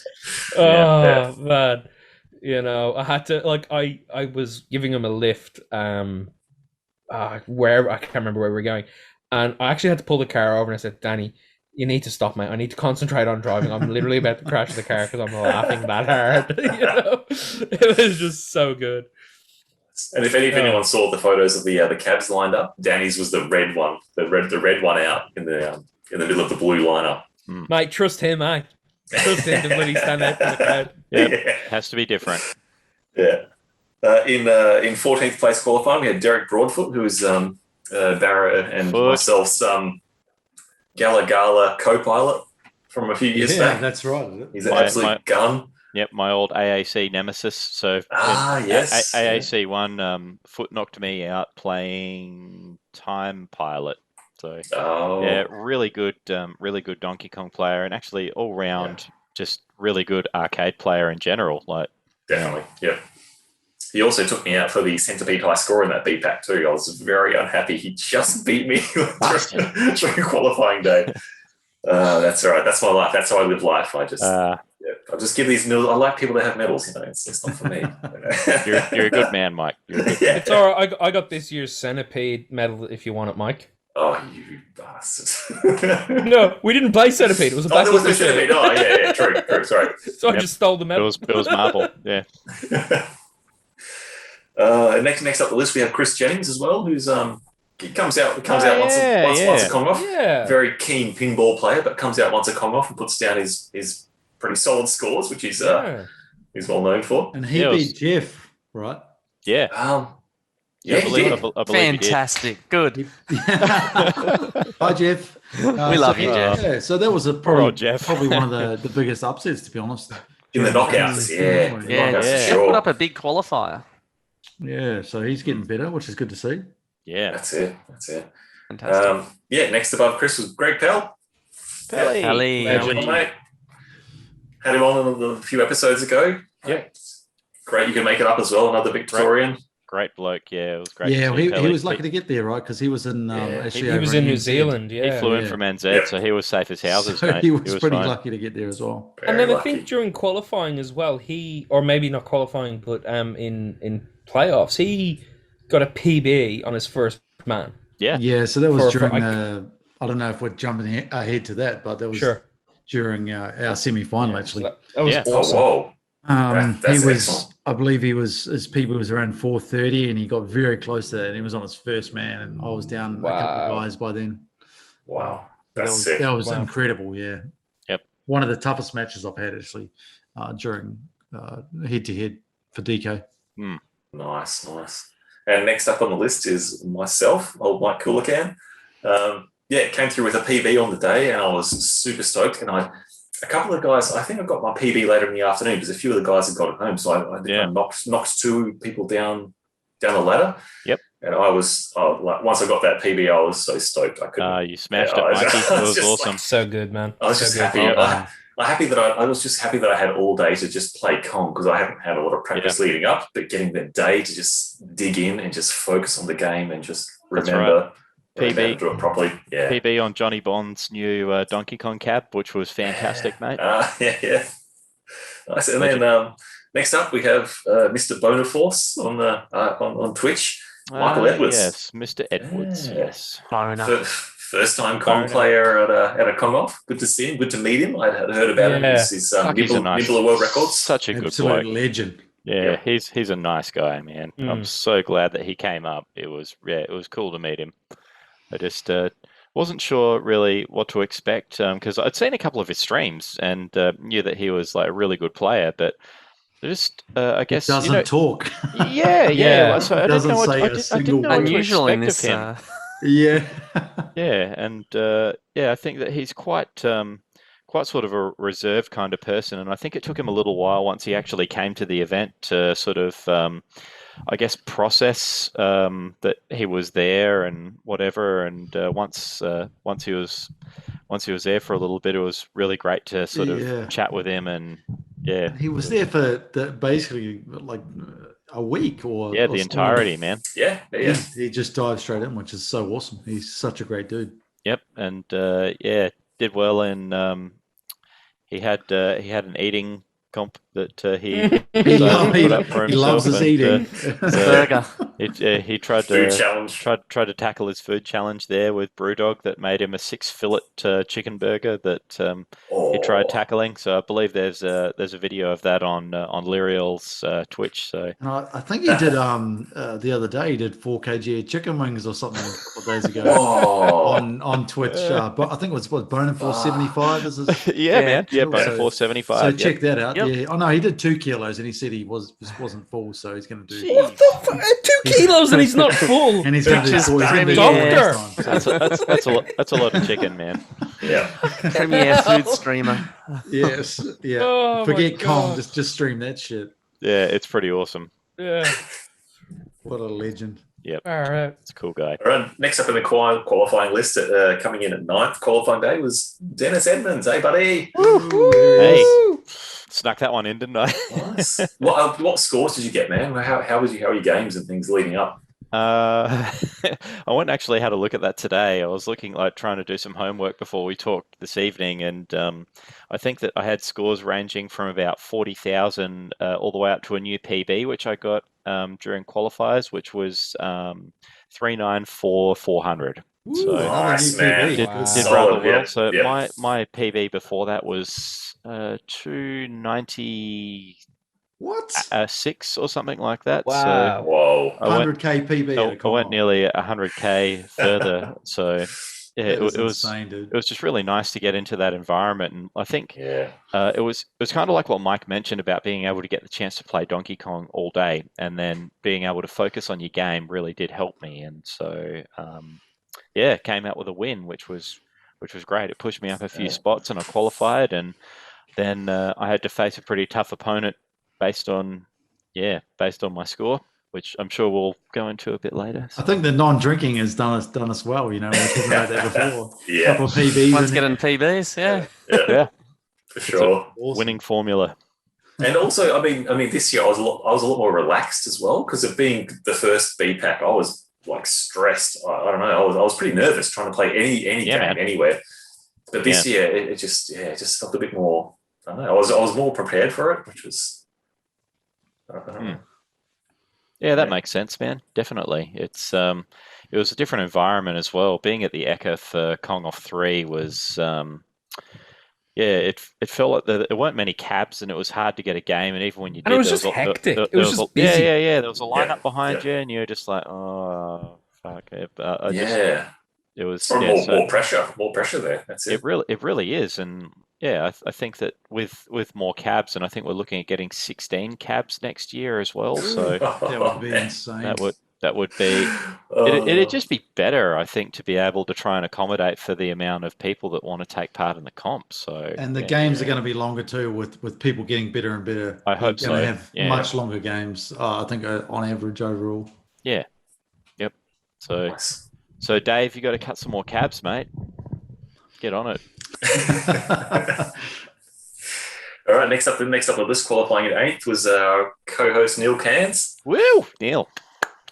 Who's that? Woo, woo. Wonder Boy. And he pulled through with a 475,000 point Far game. out, wow. And we're talking the middle of qualifying, like the middle of the field in qualifying. This is getting crazy now. Yep. Like, what a legend. Yeah. Well done, Neil, man. Well done. Next up in 7th, we had Johnny Bond qualifying through. Johnny pulled off a 546,000 point game. That's massive. And that's still middle of the field. Like, what is going on with Kong Off? He was good for so much more too. Yeah, man. Yeah.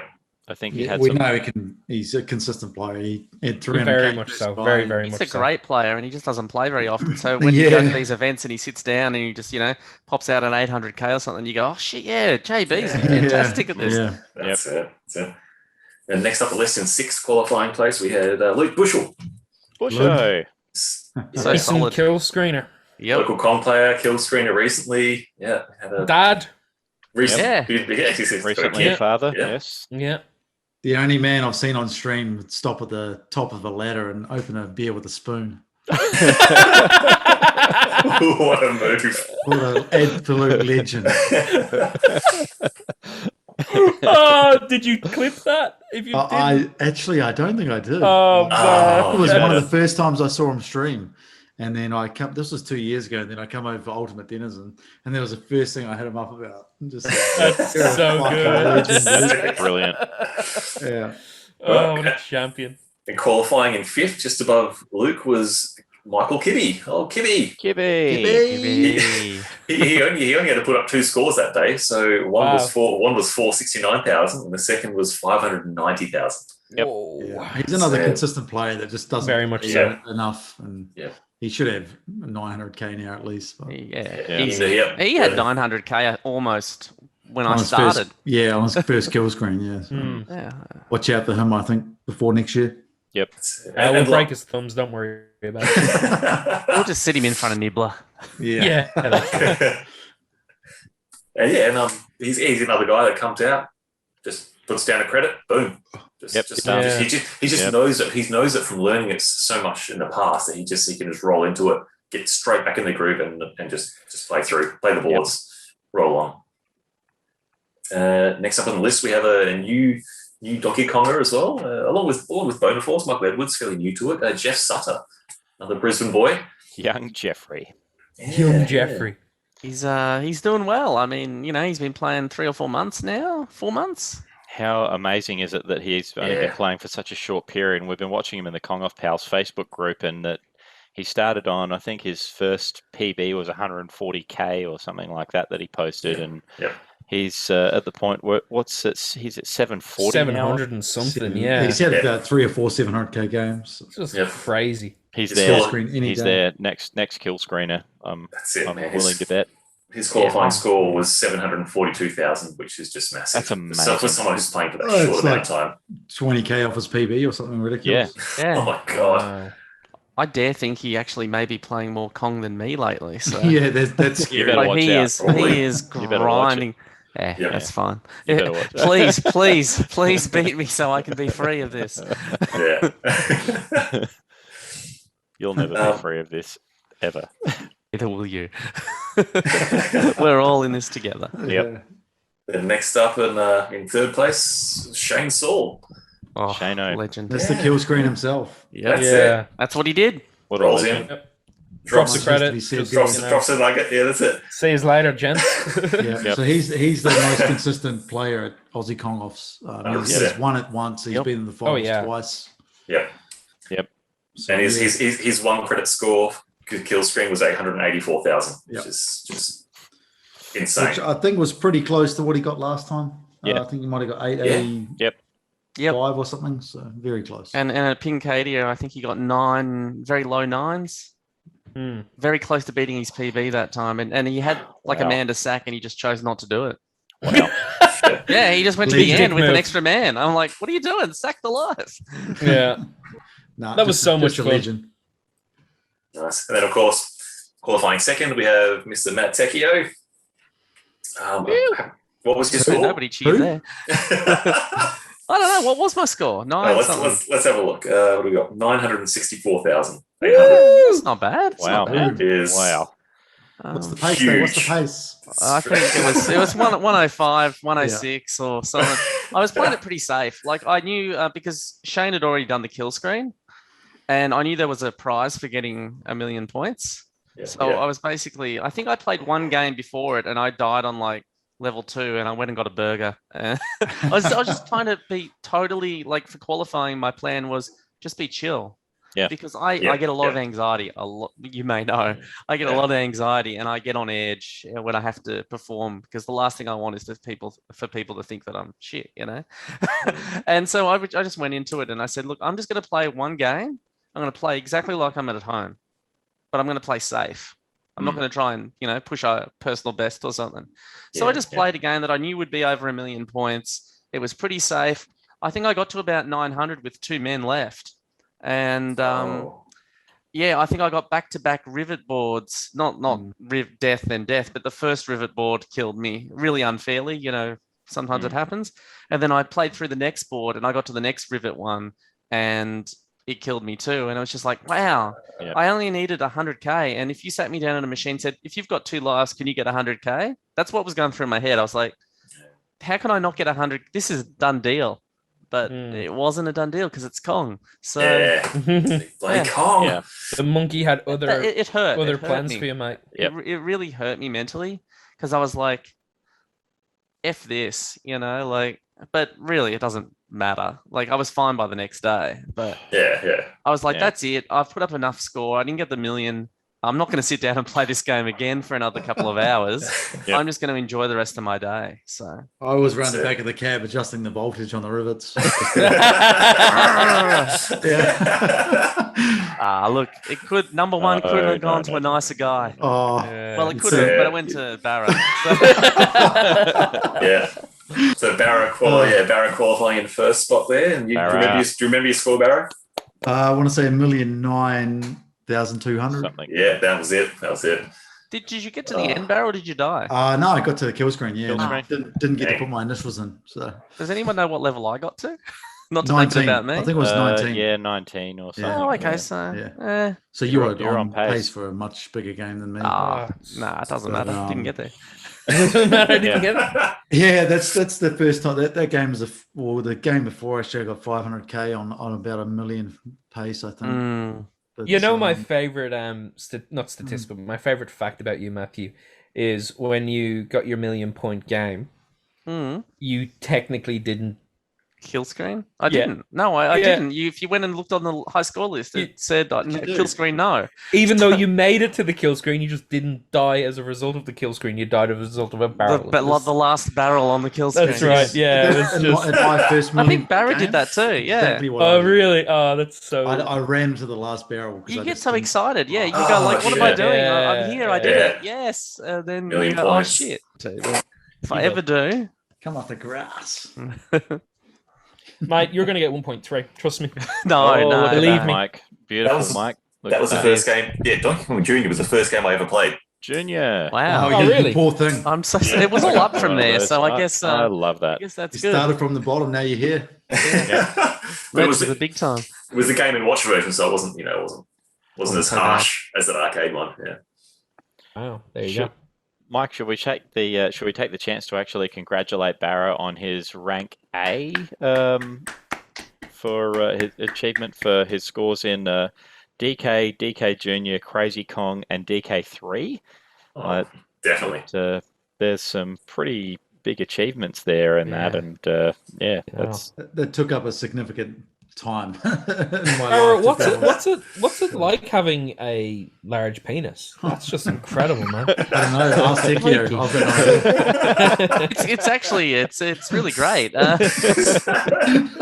Thanks for asking.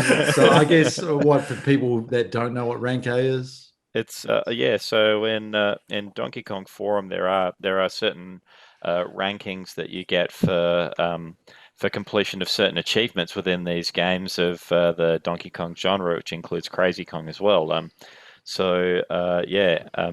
Barrow has completed either kill screens or 1,000,000 points for specific games or higher, which has awarded him what is known as rank A, which is, I think it's the highest that you can get.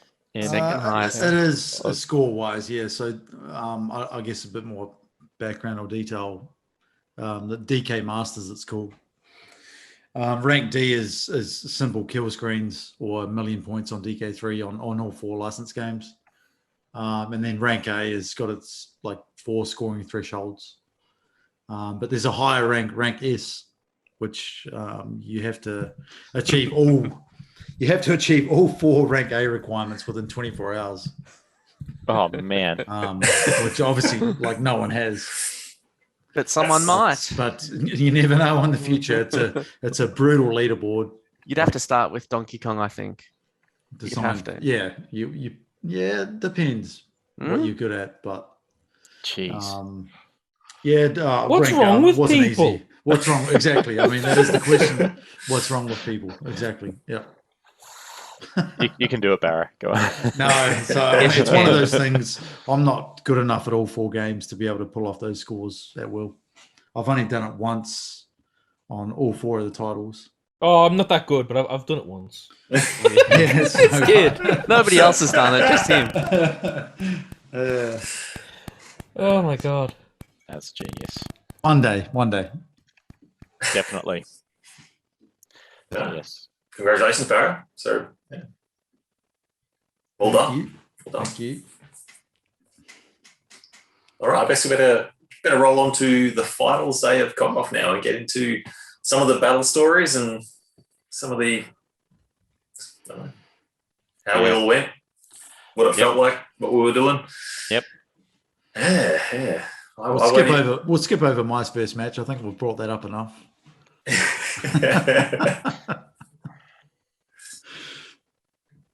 But yeah, for me, I went into the day. I knew I had to verse off against good mate Luke Bushell. He's quite a bit of a better Donkey Kong player than me, so we got stuck into it.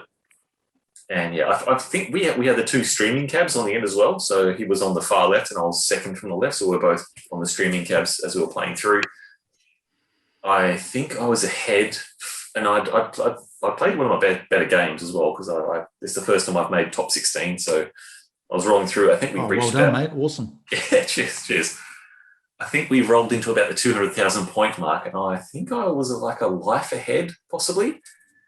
And as soon as I looked across and saw that he was a life down, or maybe 2 lives down, I lost it. And I don't know. I just that was the end of me. I lost my concept. I started getting nervous and started to feel like sweaty hands, and I thought I was going to beat him. And I was like, it just all overcame me all at once. And a bit of it.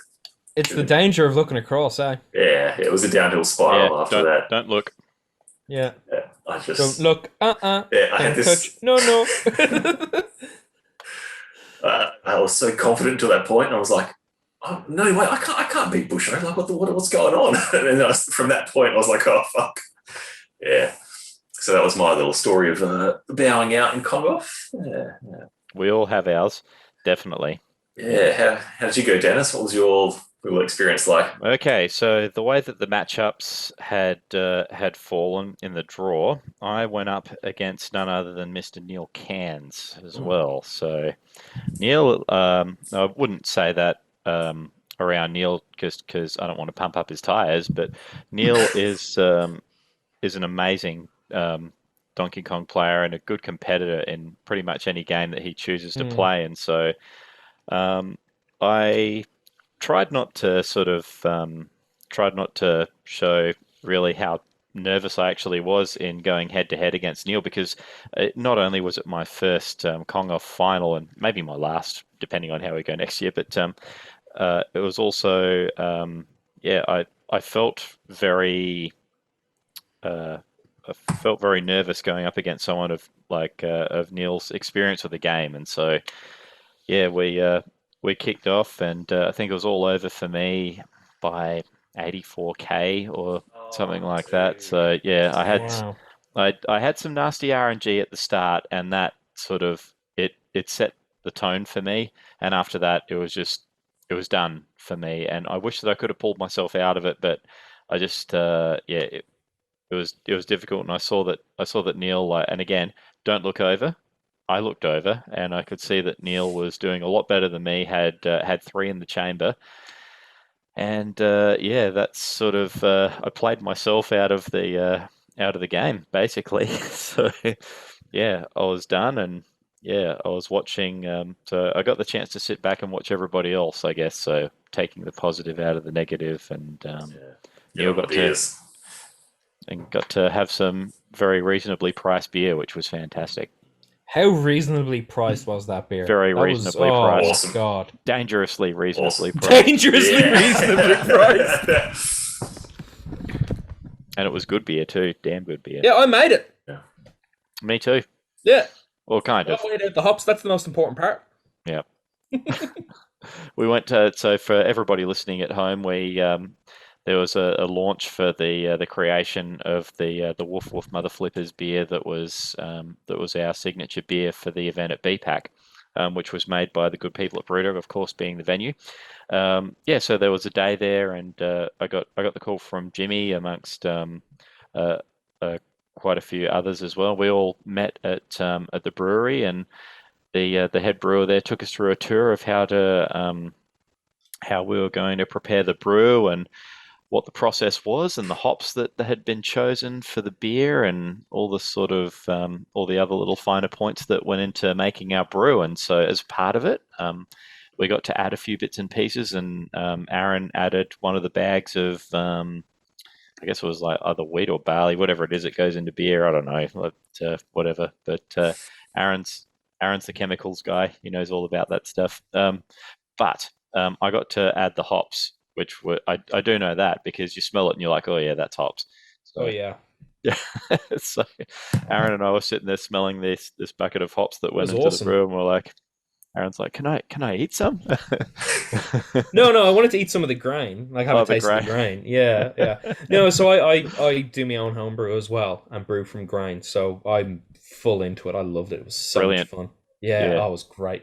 And I think it was, what's the brewer's name? I forget his name now. Me too. I'm terrible with names though, so it's not Leslie, is it? Or it's close.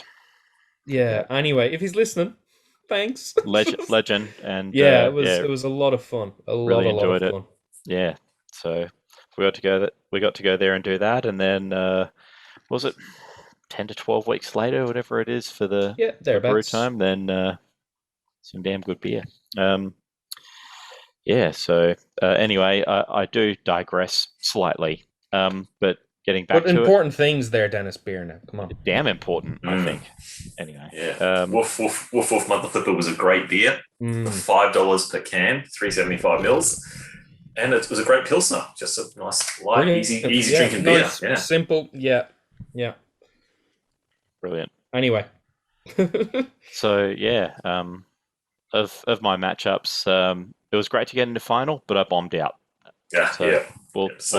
We'll leave it at that. But that's actually quite funny, Dennis, because at AAC I got matched up against Neil, and I bombed out as well. he's just a better gamer. What a bastard, Neil. No. Congrats to Mr. Cans, absolute legend. Yeah, he did well. Cool guy. And first round as well, we saw Barrow go up against Tanya in that very first sort of qualifying runs. No drama there at all. Nothing happened. No. It was run on. Oh shit! Oh my god, man, we were like running back and forward, looking at the machines, like, oh my god, what's happening? I know you were all going for Tanya. It's fine. Not at all. It was like. It was kind of like a David and Goliath sort of battle. We were like, Tanya's really come such a long way with her game, and she's playing well, and she's actually enjoying what she's doing. Like when because I got knocked out so early, I got to watch like a fair bit of the game between the two, and then so watching Tanya there with her headphones on, sitting there jazzing away, playing her game and whatever, and with her tape over or post-its over the score and doing her thing. And then I could see that the amount of lives that Tanya had was greater than what Barrow had, like you mentioned before, and I was like, did a double take. It's like, oh, what's going on here? And yeah. I was. I don't know. I didn't seem nervous, but I guess I was. I sort of get the first round jitters, and this has happened. I've played quite a few live tournaments now, not just Kong Offs. And first round jitters seem to be a thing for me. So I need to work on that, I guess. But I mean, she played so well. And yeah, it could have gone either way in the end, honestly. Yeah. I was super pleased to get through that in the end. Yeah. Well, like we've been saying all this time, like through the podcast, is that the RNG can really determine your fortune. I mean, all it takes is a barrel here or there, and that's it. Yeah, well, that's what it was. I mean, I made a couple of mistakes, and Kong was a complete CUNT at times too. CUNT, so, no, well done to Tanya. Yeah. I mean, for myself, even there was many times during even the game against Luke where I'd be on the pie factory. There'd be the flames up the ladder, and I'm just pushing up, and just like I'm saying up, and it would just I could just get up there and I'd make it. Just from luckily none of the flames at the top Firefoxes were moving left or right at the time that I was just pushing up. It's such a crazy game. It can get nasty. Yeah. Oh yeah. Yep. So yeah, what other matchups do you guys remember from the day? Luke and Shane was a really good matchup. God, that was in the quarters, right? Yeah, that went was a long incredible. time. That was a battle. Yeah. Yeah. And that was like, I remember sitting there with Phil and saying, either one of them, and I think they'd both sort of crossed over the 500 mark. Yeah. And it's like, any one of them could kill screen it from here. It really was. And it was enthralling to watch, to be honest. It was really, really, as silly as it might sound to get excited about watching something like that, it really was. I think it was the best match of the day. Oh, I agree. Yeah, I agree. The skill level those guys both have at these stages. Yep. It's insane. It's insane. Yeah, absolutely. Did you want me to cover off the bracket for the round of 16, Mike? Yeah, that'd be awesome, man. Yeah, if you got it up there. So as we've just discussed, it was 1v16 for one of the matches, which was Andrew Barrow v Tanya Lowe, and of course we know how that went. Neil Cairns v myself, Dennis Edmonds, and Neil pulled through on that one, which ended up being Andrew or Barrow versus Neil in the quarters. Jeff Sutter v Chris Jennings, so 4 versus 13 there. And 5, Michael Kibbe versus 12, Greg Pell. So Pelly came away on top out of that one. So he managed to beat Kibbe, which was a bit of an upset, actually, considering how much of an accomplished player Kibbe is as well. So, kudos to Pelly for that. He played an absolute blinder in the finals that day. Really did. So then there was number 2, Mr. Matt Tecchio versus 15, Danny Fazakali. So, Matt versus Danny, and Matt came out on top. 7, Johnny Bond v 10, Michael Boner Edwards. 3, Shane Saul v 14, Derek Broadfoot. And, of course, Mike's matchup with 6, Luke Bushell v 11, Mike Coolican.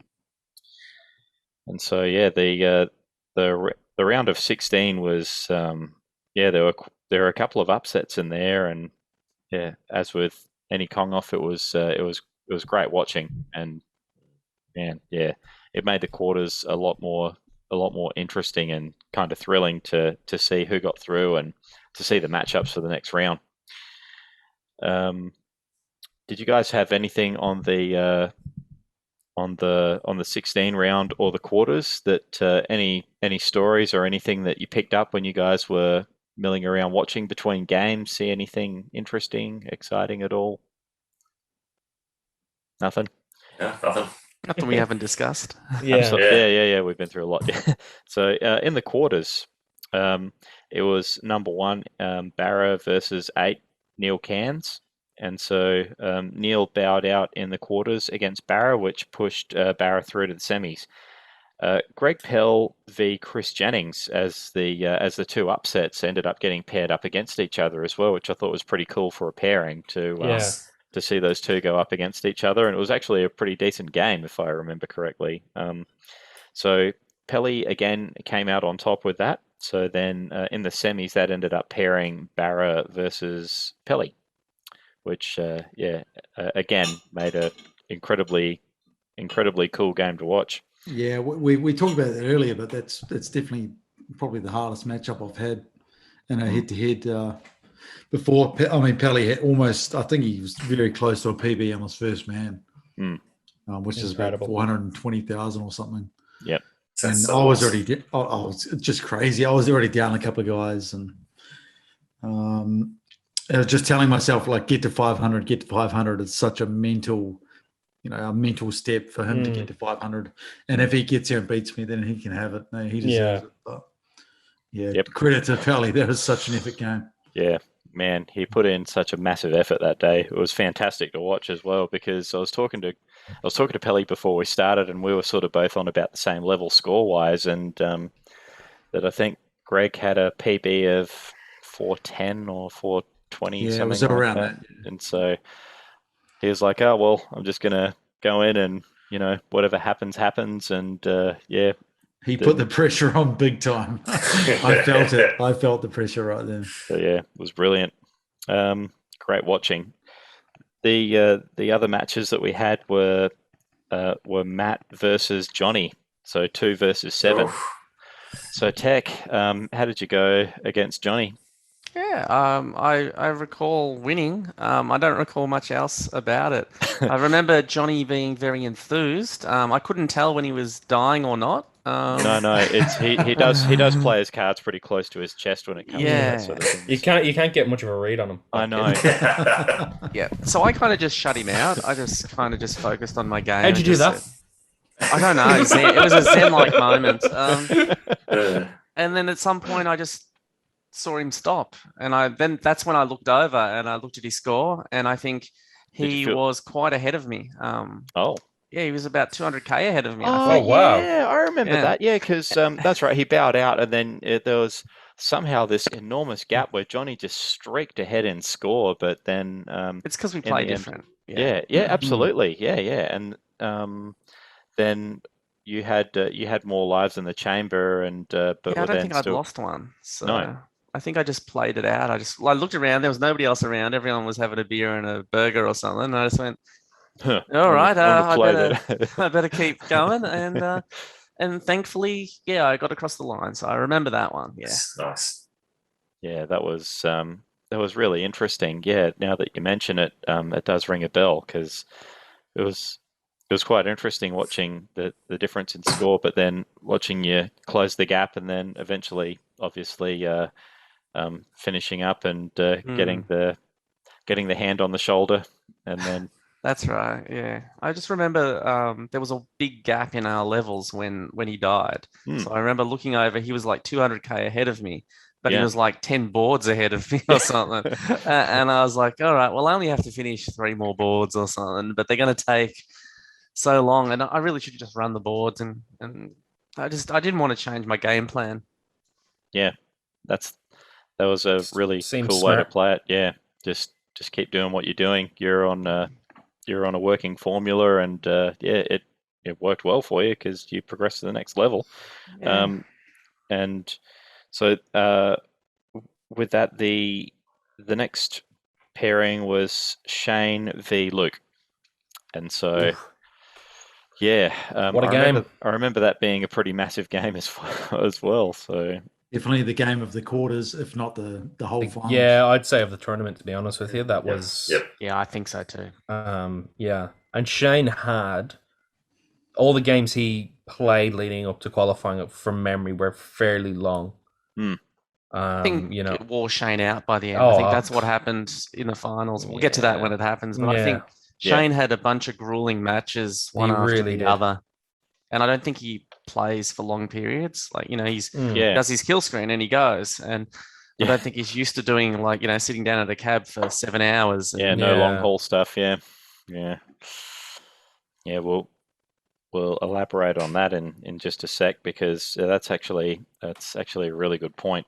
So with those games out of the way, Shane ended up progressing and beating Luke, which Luke put up a hell of a fight for. And that moves us into the semis, which was Barrow versus Greg Pell, and Matt Tecchio v Shane Saul.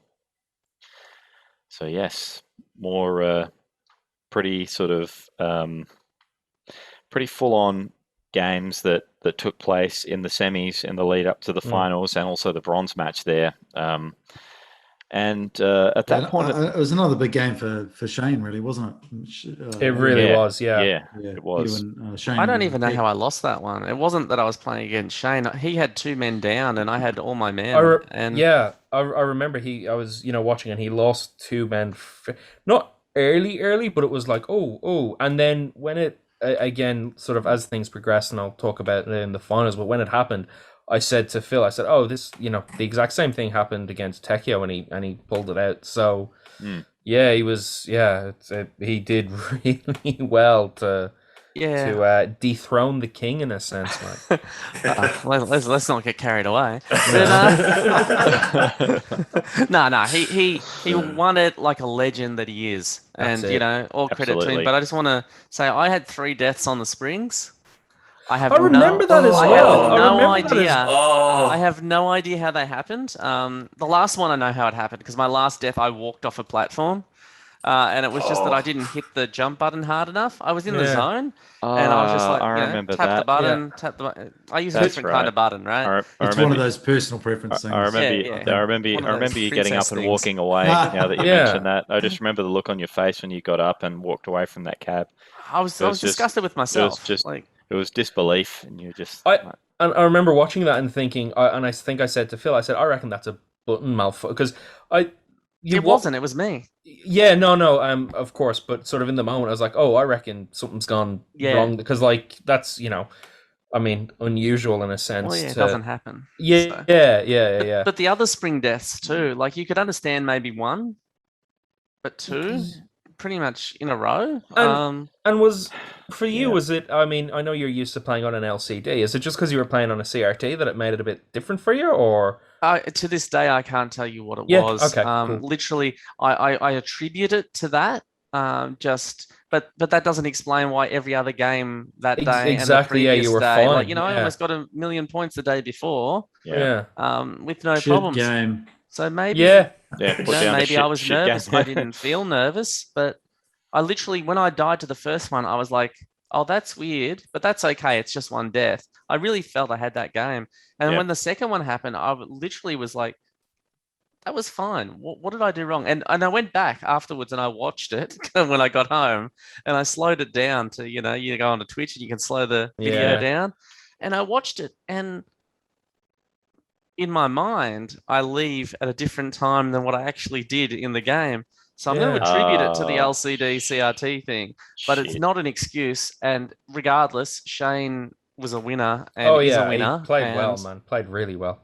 Yeah, good on him, and good on to that other guy who, we'll get on to later. And Which what guy? he did. I don't know, some guy. Some tourist. Get on to it, right?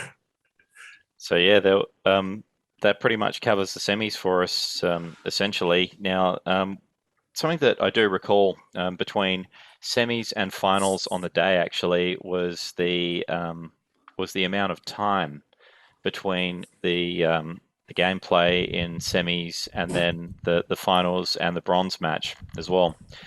So as a couple of guys who did play in those rounds, Matt and Barrow, how did you guys go after playing DK all day and then qualifiers the day previous? Like, how are you feeling going into the finals? I mean, did you guys feel absolutely cooked going in and knowing that you had a game to play still, or did you still have enough in the tank to be able to focus at all?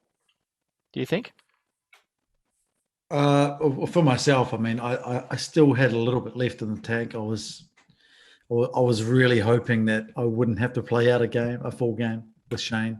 I knew it was likely though, so I'd already prepared myself mentally for that. Yeah. I still had a little bit left in the tank for sure. I'd had a long qualifying day, but not too long of a finals day. Had one credit go to 400,000-500,000 running boards, which is maybe an hour. But yeah, I mean, I was ready to go the distance. Yeah, Shane's like. I was interested to know. I mean, because doing big games back to back to back from the start of the day through to get where you are, I guess that's a part of the competition ultimately, to be able to help determine who's the better player. Is that you can pony up and you can do that round after round after round. I guess that helps what determines who the winner is on the day. Exactly. For sure. But so was the amount of time between the finishing of the semis and then the playing of the finals a factor at all, do you think? Not that I recall. I don't remember anything there being an issue, whether it was too short or too long. Okay. Nothing I recall, to be honest. Yeah, I was mentally prepared for it too. I basically thought, well, if I'm going to have difficulties, it's going to be with Barrow or Shane. They're both going to make me go a long game. So I'm not going to play against them. I'm just going to play my game. And if Shane wants to beat me, he needs to PB. That was the way I looked at it. I remember you saying that exact thing to me as well. Yeah. You know, you said it to me. I said, I'm just going to make him have to PB.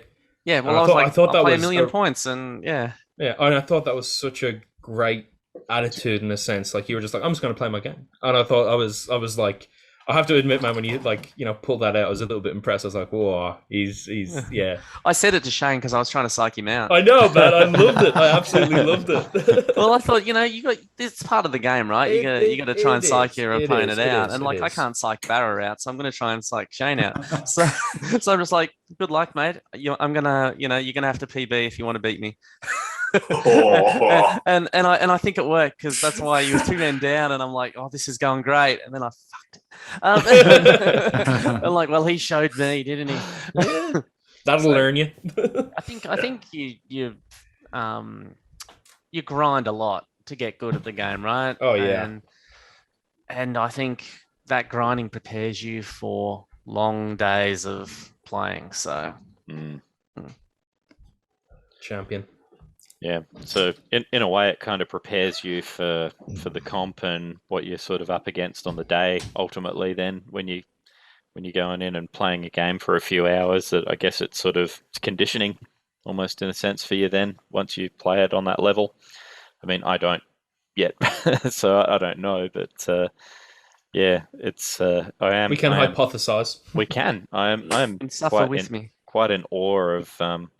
The ability of anybody to be able to do that and play a game over an extended period. I mean, it's I know it's only a day worth of playing. It's not exactly Kim Cannon territory, but it's still a huge thing, man. And you need a lot of focus. Like a split second, you can get a wild barrel in the wrong spot, and that's a life down. And just it all happens so quick. And yeah, it's a lot of energy. Someone said that once. Someone in a documentary said something like that. Anything could happen. A wild barrel. Oh no! Please don't do that. The randomness went the other way than it usually does.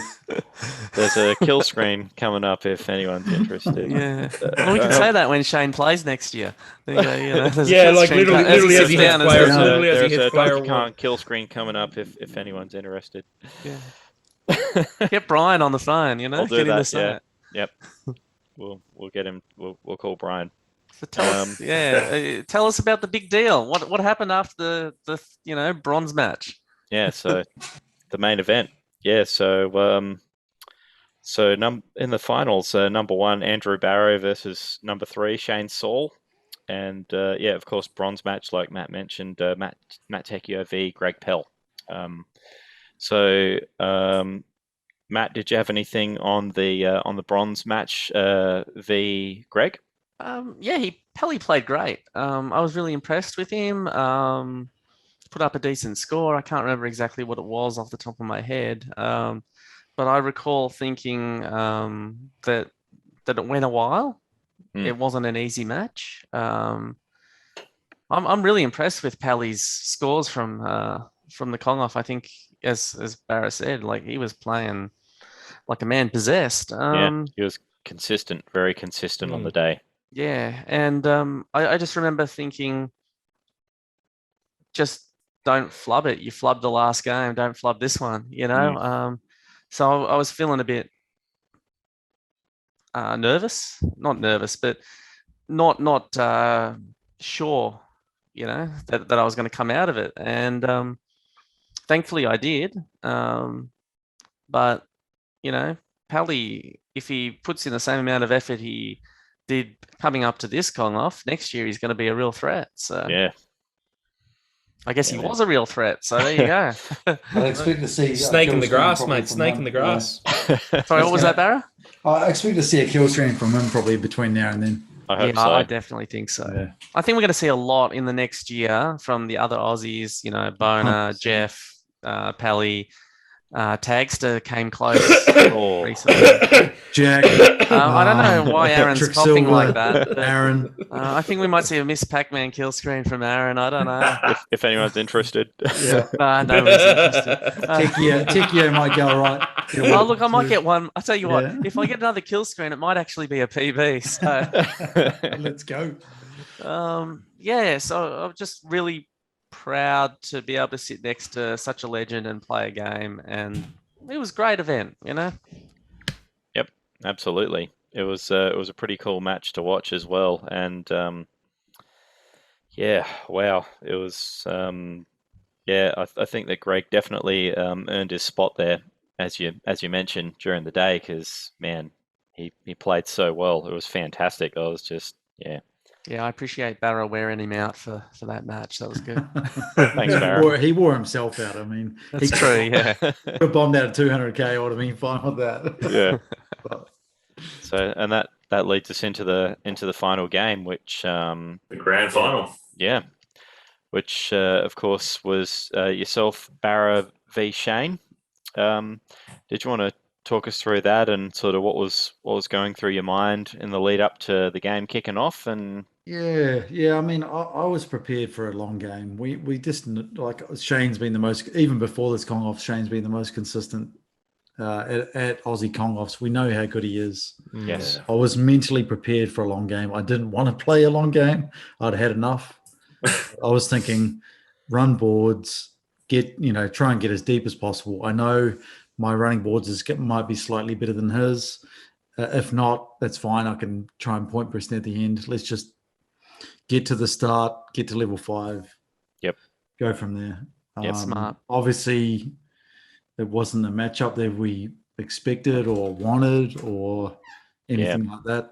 It was very surprising. I think he played 3 credits prior to that. One was 600, one was a kill screen, one was whatever it was, 400,000 or something. So he had been so consistent through the whole weekend.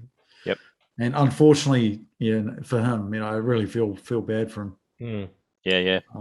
Because I know he wanted to have a good game and stuff, but that's just one of those things. DK, that's just what it's like. It can happen, exactly. And the first Kong Off, I was top seed. I kill screened. Next credit, I bombed out in the first round, got 70,000 or something. So, Shit! It can happen. We know it can happen. Yep. Yeah. It's just unfortunate when it does, because it would have been great to have a super long final. Yeah. Yeah, it was. I gave Shane a lift home because the trains were buggered on after the what's it called? The AAC on Sunday. Yeah, AAC. Thank you.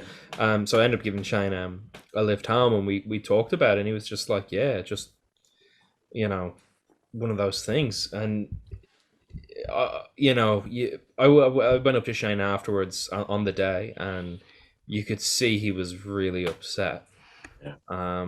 But I think as well, he's an experienced enough player so that he understands that exactly what we've all been saying from the get-go of this little conversation is that the randomness can just sometimes get you. It wasn't him. No. Yeah, I mean, Shane, for what it's worth, Shane has a record of 9 wins and 3 losses. In this, so that's which is incredible. Those numbers speak for themselves. Yeah, honestly. Exactly. And like we said, he's the type of guy that can just walk up to a cab, drop a coin, and do a kill screen, and pull a kill screen out of nowhere. Yeah, and then goes and has a lemonade. Exactly, and that's what I was prepared for. Is him to do that. He really is. It's incredible, and such a Can we talk about how great a guy Shane is as well? He is. Yeah, he's just a nice guy. So polite, and he was so polite that he threw the finals. No, but he's really quiet as well, and then very softly spoken. Until he gets on a cab, and then he's like, "I'm going to fucking destroy these guys." That's it, man. That's it. Literally pulled a knife on me. He goes, "I'm going to fucking gut you." I was like, "Yeah, okay, you can have this one." Yeah, like, fine, Shane. I know you're from the Gold Coast, so just be cool. Yeah, Yeah, we'll have to check him for knives next Kong Off. Pat him down. Hey Barrow, I will say though, I'm a little bit disappointed we didn't get to have a finals. Imagine that. Yeah, it was obviously it was great. But I think the qualifying was more the finals. I'm not too sure. It was. We did it in level 3 though, didn't we? Yeah, it was good. Yeah, that was great. I enjoyed it. I was thinking that was going to be the warm up to the big event. It's going to be balls out next time. I think harder next time. Yeah. There's no holding back. It could be finals. It could be Aaron versus Neil. Nobody knows. Watch that Neil guy. Watch the big Neil. difference is there's going to be so many kill screeners. Like we're going to have to point press a little bit. There's going to be. And COVID's going to kill half of us anyway. So more room to play cabs, I guess. If someone dies, do we get their cab? Is it a communal cab? Like no. Asking for a friend. Yeah, that's the case, but only if you don't have one already. So I'm first in line. Right. Oh, okay. Put Junior in it for you. Yeah. All right. Double Donkey Kong. Yeah. Christ on a stick. Oh my god. Here's me thinking this was going to be good, wholesome family fun. It's getting dark. It's getting real dark. You were wrong. Donkey Kong Spiral is just suck us down. Set fire to his house and if someone dies, we bury them in their cab. That's you don't have to buy a coffin. You just put them in the cab and bury them. One less Kong too. So there you go. Win-win. Yep. So yeah, fantastic. That was. And that was that. So with all she wrote. Yeah. With that, Mr. Andrew Barrow came out on top as the Kong Off champion for AKO 4. So congratulations, Barrow, again. Thanks, man. Well done. Got yourself a pretty cool belt and had to so stoked with it. Had to invest in some extra luggage, I believe. Yeah. So on the way home, I had to get a suitcase on the way to the airport just to chuck everything in, because I don't have any room in my carry-on. So. What a great problem to have. I know. What a story. And literally, like for people listening at home, we're talking about you think about like a video game belt. This is literally like a WWF-sized wrestling title championship belt that it covers your entire stomach and it wraps around like a friggin' one of those things you wear at the gym if you're going to do like squats or I don't know things like that. Massive, gigantic. You could just wear it out to like the coffee shop or whatever though. When you're going out to fill up. So I'm not going to tell you where I've worn it or. You don't have to. So I had to buy basically the biggest suitcase they had there because. No, I'm serious because the thing doesn't.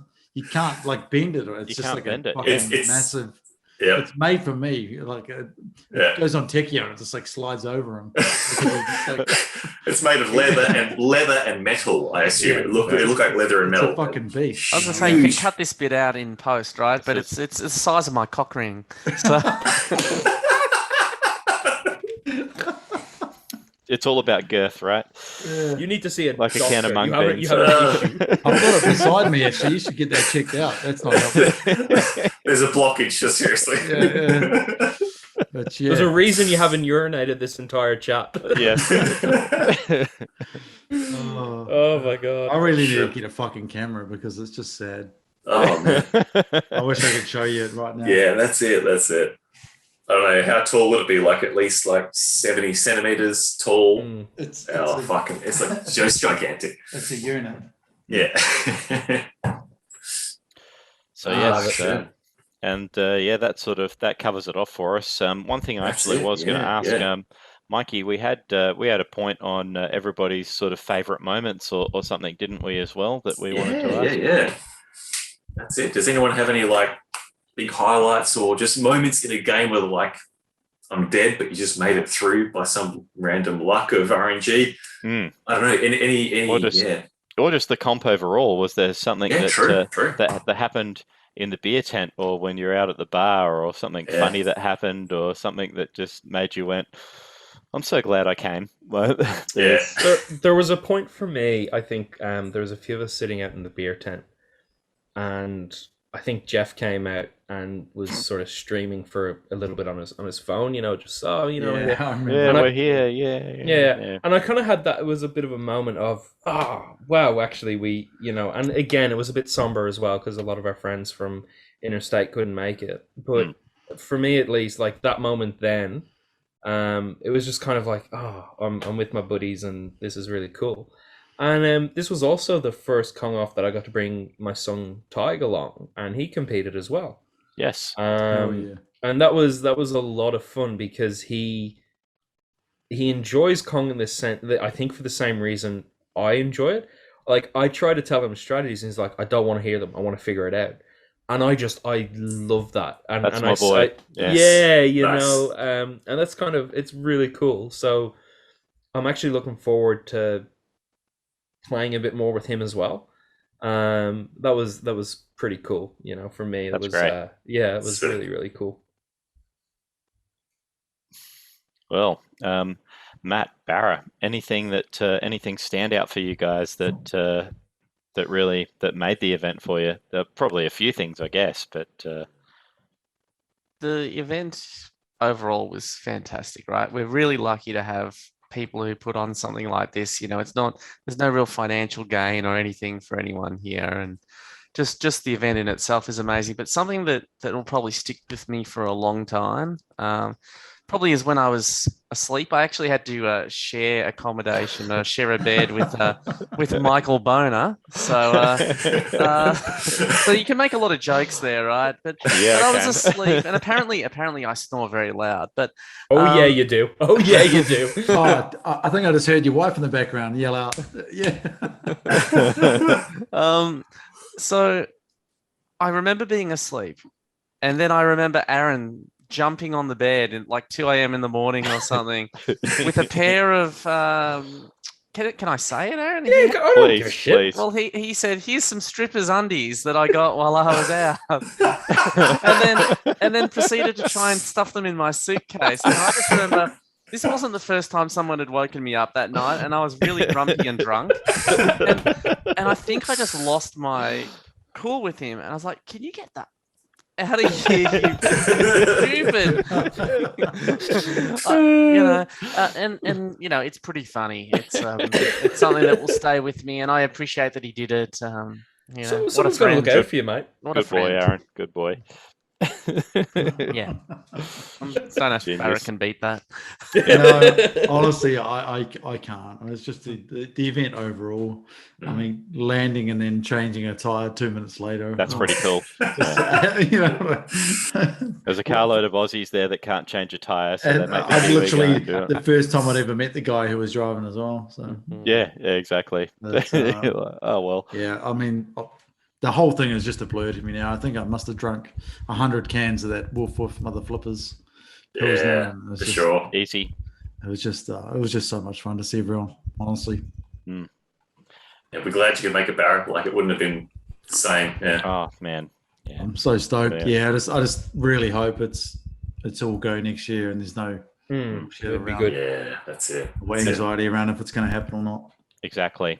A couple of things for me that there were two things that were standout for me. One we've already touched on, which I think was Boner's Boner? chicken burger challenge that he had for sitting there and trying to eat this 6-fillet chicken burger, and that we sat there, we watched him for probably, I want to say, about 20 minutes as the sun set over the event in Kong Off, and so we watched him go and try and take down this massive thing, and so that was hilarious. Going and watching this guy doing that, and I think the other thing was closing night, and probably the discussions with Phil Day, and some of the discussions that we had, and Phil's conversation about his shoes that he had.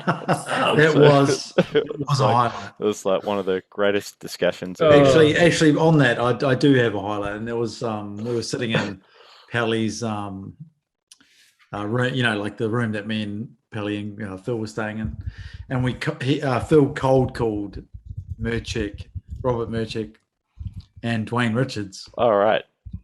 Cold called them and asked them about a video game of their choice, and yeah, that was a big highlight for me because those guys are just absolute legends in the community. So, yeah, that's awesome. Is there anyone Phil doesn't know?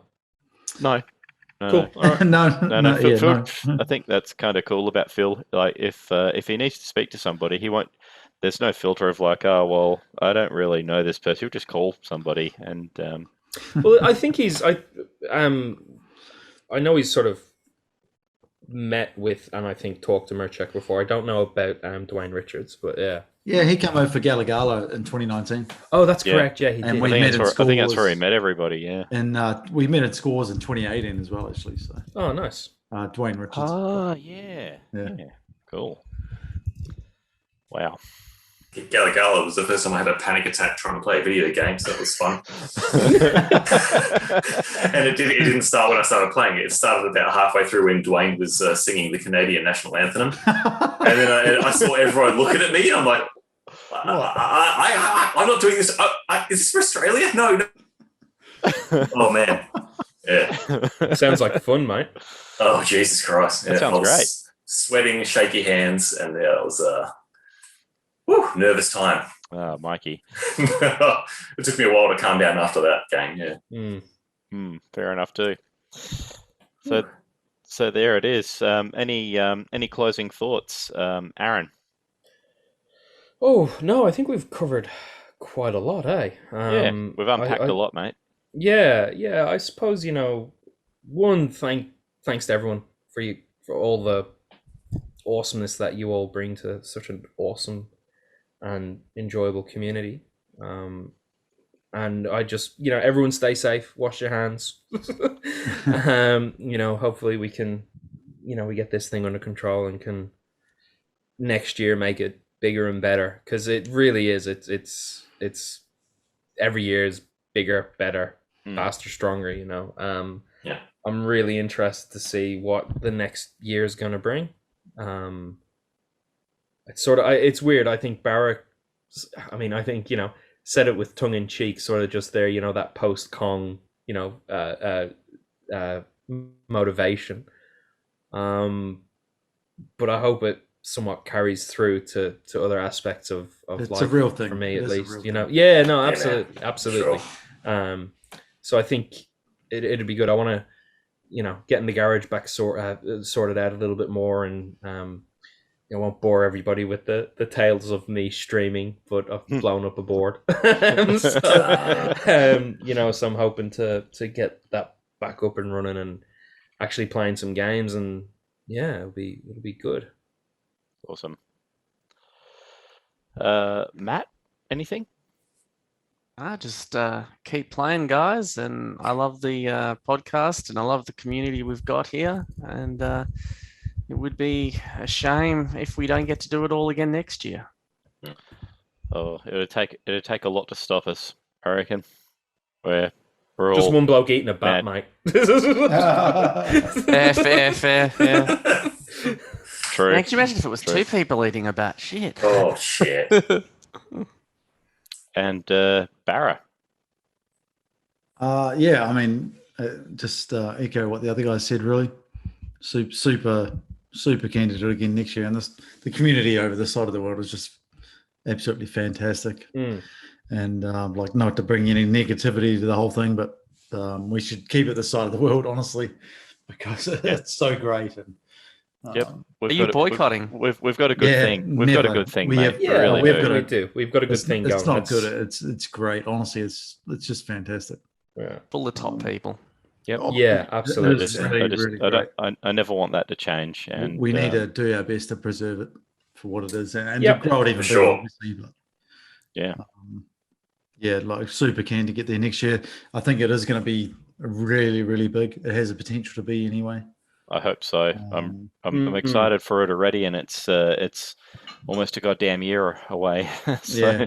Yeah. At least it's not 2 years. Let's just. Well, hopefully not. Yeah. It'd be awesome if we could do it again at Brewdog with everyone there this time. And then hopefully as well before then, we'll have Death by Arcade again. Oh yes, as well, which would be good. Oh yeah. Yep. Considering some more Tiny Tim. More Tiny Tim. No more Tiny Tim, please. Oh god. Mike, anything? Man, just a bunch of massive thank yous, and like to everyone that helped organise it. A big thank you to Brewdog for hosting it. They gave us they gave BPAC event the entire back warehouse of Brewdog, which is generally set aside for stock and for brewing beer. They gave us massive square footage to put all these pinball machines, all the arcade machines. It was amazing. Huge props to the backbone of BPAC, which is Jimmy Nails from Netherworld. Jimmy, he's just a one-man show. I don't know how many hours of his life he put into BPAC, running it, organising it, getting machines, starting to flow the machines in, working with Brewdog, making it all happen. It would have been months and months of work. Not including the physical labour he did to get the physical machines in and out. Yeah, absolutely. I want to find out how he got his work ethic and put it in a bottle. Because he really is he's a gun. It's a Michael Jordan level work ethic, isn't it? Really? No, all jokes, dude. It's not a joke. It's And he's putting this stuff together for us to come and play games and have fun. Yeah. And he might get a snippet, like a 1/10, 1/20th snippet of that game playing himself. Outside of that, he's running, organising back and forth between pinball and arcade, sorting this out. Machines broken, let's get them fixed. What's happening over here? Like, how's the merch table looking? What's happening? Making sure things are under control. Brewdog staff, is everyone behaving? Like, non-stop. I can't believe the amount of work he does. It's unbelievable. Day in, day out. Yeah, absolutely. Also, big thanks to Tyson Hargraves as well, and my wife Ree as well. On the day we were volunteering for Kong Off, and we helped out do the scoring as well. Tyson was the main Kong Off score person. He was the main officiator. Yeah, on your Tice. Yeah, and also Adam, Dave, Dennis, of course, as well. For looking after all the machines, all the techs. Jesus, that's a lot of work. Barbs as well for helping out with all the streaming. Yep. Definitely. Maybe even Phil Day. We could call him up now and see what his thoughts are. This podcast's gone long enough. 300% more Phil Day. 300% more Phil Day. Phil's a legend. I love Phil. I could talk to him for hours, and I will. I want to say thanks to you for hours. Yeah, I want to say thanks to Tanya. I know she probably won't ever hear this, but Tanya. she, gave her house as accommodation to a whole bunch of us. True. Legend. What a champion! Fantastic. Yeah. Yeah. What do you say? And big thanks to Brewdog as well. Dog Tap, Brewdog, for helping us out and making the whole thing, making it happen there. Yeah. Legends. All right, that's all I got, folks. Mikey, anything else? We're good? I think that's everything, Excellent. Obviously with COVID, I wish we could have had all the rest of the New South Wales guys, the rest of the Victorian guys, everyone else who couldn't make it, like internationals even, they could have come along. Yeah. Just the way it was. The game and system dudes couldn't make it. It's just sad. John Pansini and Mark Bell. Heartbreaking. Yeah, that's it. Apart from that, amazing stuff. What a couple of days. What a week. It was a lot of fun. A lot of fun.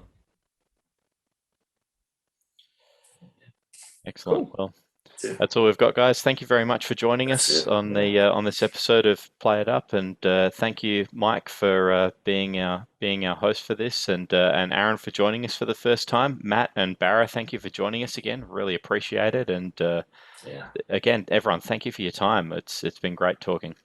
No, all. Thanks for having me. Awesome. Thanks, guys. Thanks. Been a pleasure. All right. You guys take care. All the best. Cheers all. Thanks, guys. See ya. Spacey's Cafe and Arcade in Toowoomba kindly sponsors the Play It Up podcast.